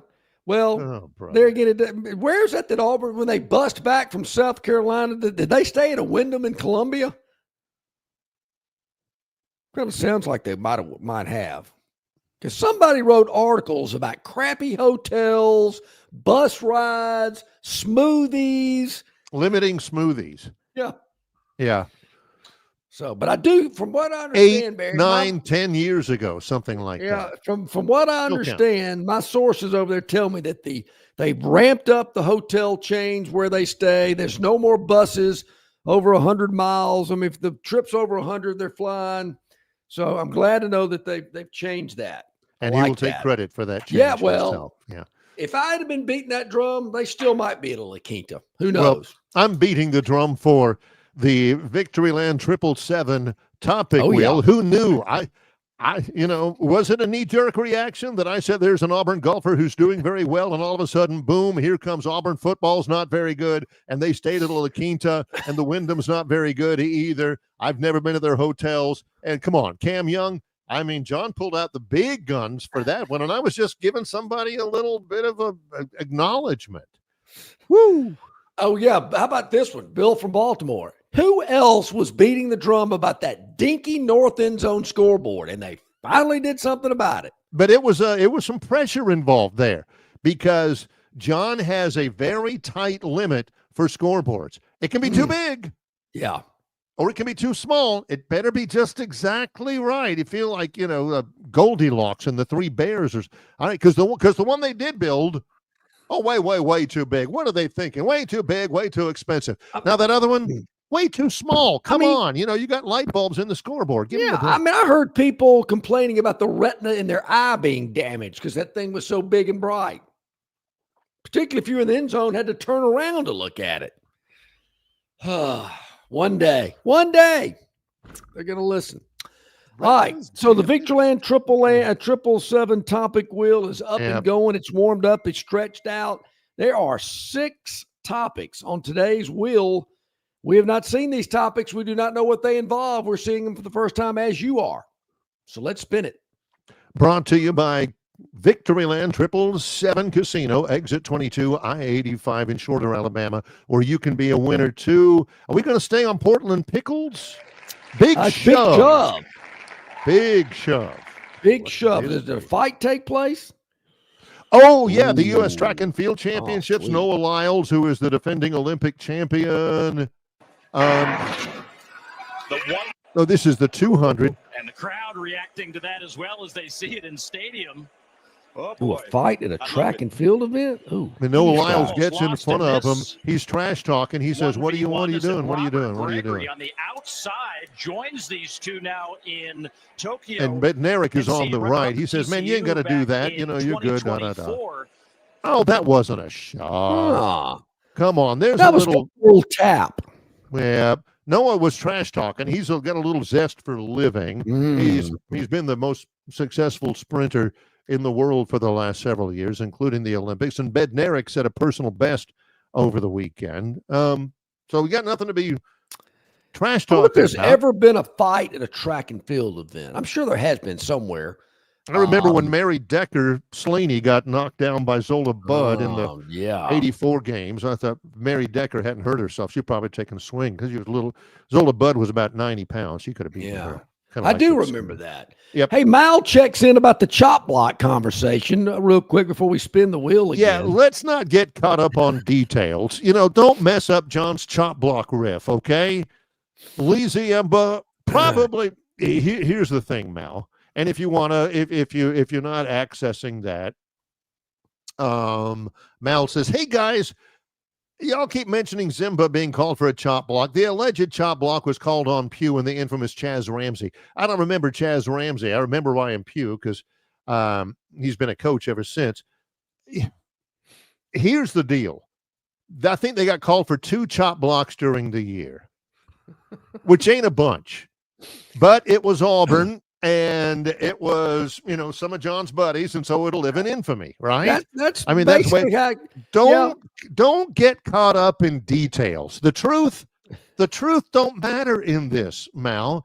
And if you get right down to it, among some of those people that John knows that keep bringing up chop block, if you get right down to it, the truth is that Lee Ziemba probably did have a few chop blocks himself. It's just that they paid off the referees and they didn't call it on him. But they should have. He got away with a few. Now it's coming back to me, Mal. Because there again, that was 10 years ago with Chaz Ramsey? 15. 15. Until last year when they were flagged for a chop block and went, there you go. Chop block you. Mal says, don't forget Brailsford and Booker were called for a chop block last year against Mizzou. See, you're killing us you're killing John's vibe with facts. Facts have no place here. Come on.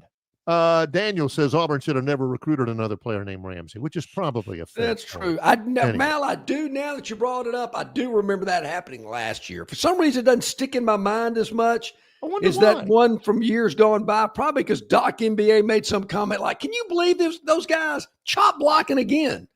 Like they've done it 10 times already. Once. Let's go to a break. When we come back, we'll come in just a moment. Longshore and McKnight in association with Yellowhammer News, presented by Bud Light. All guests of Longshore McKnight appear on the City of Montgomery guest hotline. Check out the most interesting and informed personalities in sports covering Auburn, Alabama, Troy, ASU, and all the major teams from across the country. John and Barry have the best guests brought to you by the City of Montgomery. To find out everything you need to know that is going on in the capital city, check out montgomeryal.gov. That's montgomeryal.gov, the capital of dreams. At Dixie Overhead Door, we specialize in top-quality garage door solutions for homes across Alabama and Georgia. In need of a garage door repair or a brand new garage door installation, our expert team delivers fast, reliable service with local expertise that you can trust, providing customized solutions and exceptional care every step of the way. Visit us today at DixieOverheadDoor.com and experience the Dixie difference. Known by avid golfers as one of the most beautiful and challenging stops on the Robert Trent Jones Golf Trail, Cambrian Ridge in Greenville lies just 40 miles from Montgomery.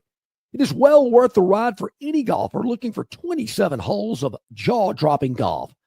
The greens have been redesigned to accommodate the higher green speeds associated with their installation of the latest generation of ultra-dwarf Bermuda grass. Cambrian Ridge offers a fully stocked pro shop with all the latest equipment and apparel.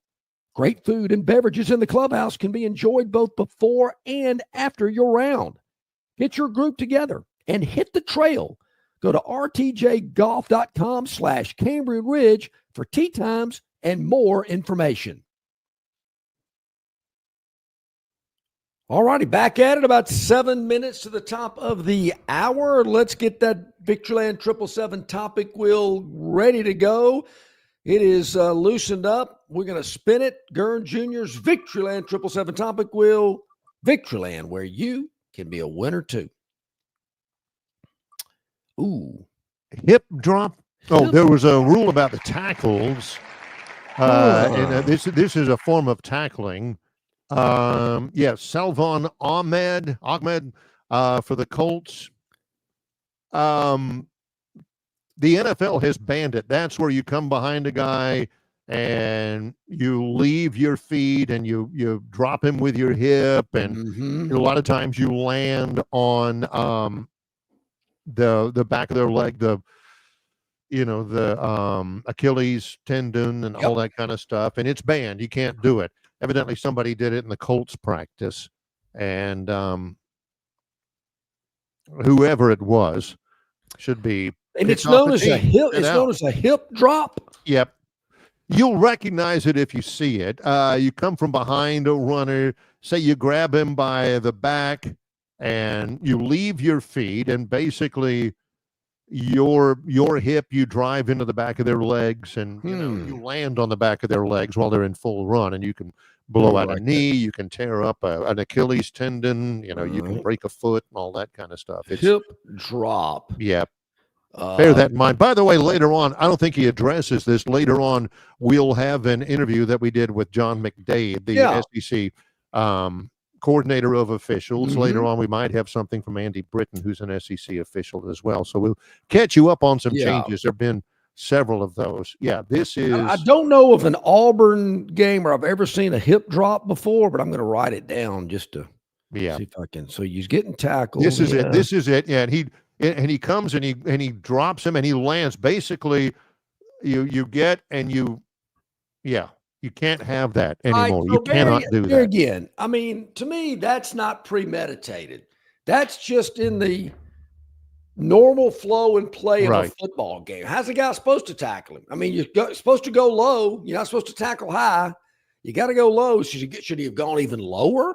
Yes, you can't do that. I mean, you can't do that. That I is just think in the speed of a football game, can you make that decision that quickly? You're just trying to tackle the guy. well, yeah. And I don't think how it many has. people go, man, I got to make sure I don't tackle him here.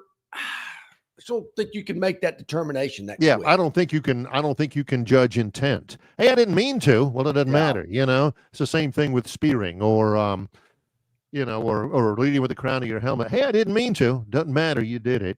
So I think, when you they outlaw the clothesline, I'm going, come on. I mean, love that play. that was the best. That was the best scene in The Longest Yard. Oh yeah, the best scene. It also happened when they had that football game in the movie MASH. Yes. Yep. Where they clothesline. I'm not going to say his first name because it's incredibly racist, but his last name was Jones, and you can put it on the River Region Straw chat line if you want to. I mean, how do you get rid of the clothesline? It's kind of like the throat slash. I don't know how that's so offensive, but okay, there we go. All right. I always love that if you beat somebody on a route. All right, 4 more to go. Let's spin the Victoryland 777 topic wheel. Yep, 4 minutes to go. Yeah. Let's see what we got here. Ooh, whoops, there it is. Whoops. Let's see what this might be. Oh, was this Jared Allen? Yes, Jared Allen. The gold jacket ceremony. Nation looking in. He does that. Rips his pants. Ripped his pants. Yep, Jared Allen, the NFL Hall of Fame. Ripped him right down the inseam, right side. Oh, right there. Yeah. But he's excited. He's happy. He had a great speech, by the way, where you see his wife and his girls. He said, when my days on earth are done and I go up to heaven, if all they think of me as is this gold jacket, then I failed miserably as a father and a role model. It was really good. And he's talking about his girls being his legacy. His girls were there with him, with his wife, who he said is the smartest woman he knows. And it's probably a lot smarter than him because he ripped his pants in the middle of the gold jacket ceremony. Yeah. Great player, though. Need some pants with a little more stretch, a little more give in them. Okay, congrats. Yeah, good for him. That's good stuff. Like seeing that. All right, 3 more to go. Let's see what we got. Victoryland 777 topic wheel. Victoryland, exit 22 off I-85 in Shorter, Alabama. And one shot. That was me in my basketball career. Whoa. Scotty Scheffler netted 18 millions. Didn't hit a shot this week? Well, this is interesting. FedEx. Oh, the FedEx standings. Okay. He is so far ahead of everybody else in the FedEx standings. By the way, the Wyndham was the last event of the regular season. Yes, they have that in golf. Mm-hmm. He knew that he was so far ahead that he didn't even have to play in the Wyndham, and he didn't. Yeah, and see what happened? Yep, he ends the regular season number 1. He ends up in first place. He gets the $8 million first place bonus plus the $10 million in added money out there as well. So, he didn't even play in the Wyndham, but he netted $18 million because he ended the regular season number 1. You have $8 million for the first place prize and then $10 million for what they end up calling the bonus pool, the FedEx bonus pool. Yeah. I kind of like that. I should have worked on my golf game a little bit more. No, don't think of it as work. Yeah, true. Okay. All right, let's see if we can squeeze the last 2 in before the top of the hour. Yeah, we started a minute late, so it counts. Yeah, we're going to spin this bad boy and see where it lands. Blue and green to the last 2 panel. Portland Pickles. This is a fan. This is a fan did this. I remember this. This kid, a fan, and the Portland Pickles are basically the Savannah Bananas, except in the Northwest. Okay. They're basically another iteration of the Harlem Globe. Pitch, high fly ball, left center field. Are you kidding me? The fan comes in out of the stands. This counts in the game. Now, I'm calling. I'm going to recap Sierra on this. Yeah, I mean, fan comes out of the stands. Can we get this counts if he it's like the Savannah Bananas. If you catch a foul ball, it counts. This kid came up, boom, 2-run homer in the 8th inning. But Barry, this guy swing. Wait a minute. This guy had some game. I mean, you could just tell by the way that cut at that ball. Ain't nothing wrong with that. I mean, this guy, he's, I don't know. He ain't had batting practice. Somebody he out ain't of the played, crowd. minding his own business, ordering his second round of nachos, and all of a sudden, hey, here we go. I'll go. Once again, Barry, this is the genius of myself. That's like Auburn getting the PA announcer to go, hey, will so-and-so come to the locker room and dress out? We need you in the game. Can't remember who the player was. But It was Otis Mounds. That's a true story. It all comes back to if he ever writes his biography, not our biography, because I'm done. But if he ever writes his biography, it should be something like John Longshore. It always comes back to Auburn. Yeah, he can do that. He's amazing. All right, here we go. One more. One more to go. What's left? Got to spin it to make it official. Mimi? Yeah. My Mimi? Maybe it's a typo. Who knows? Let's see what it is. Hole in one, Mimi Rhodes. Let's check out what this young lady did. All right, Mimi. Follow that. Mimi Rhodes. Right. Kiriakou 2 an inch. Got the ocean behind her. Nice. Oh, nice cut at it. Yeah, boy, she got a lot of ball there. Compressed it nicely. Look at this. Rolling up on the green. He's got to hit the flag. Oh, and knocks the other one. This is like billiards. Ricochet. She might not have made it in if it hadn't have popped off that other one. No way. She does not How make would you it. like to be? What a thrill. What a shot. How would you like to be that other golfer in her foursome? Knocks it, Steph, about 2 inches from the cup. And she's waving, yeah. Oh, that's a great. Well, what a shot. Next girl comes up, knocks hers 2 inches off, and gets the hole in one after a fantastic shot for the previous golfer. Unbelievable. That was pretty exciting. That was great good. stuff. Good I don't think she won a car, but it doesn't matter. She was playing in a Jim Fife did. A tour event. You're right.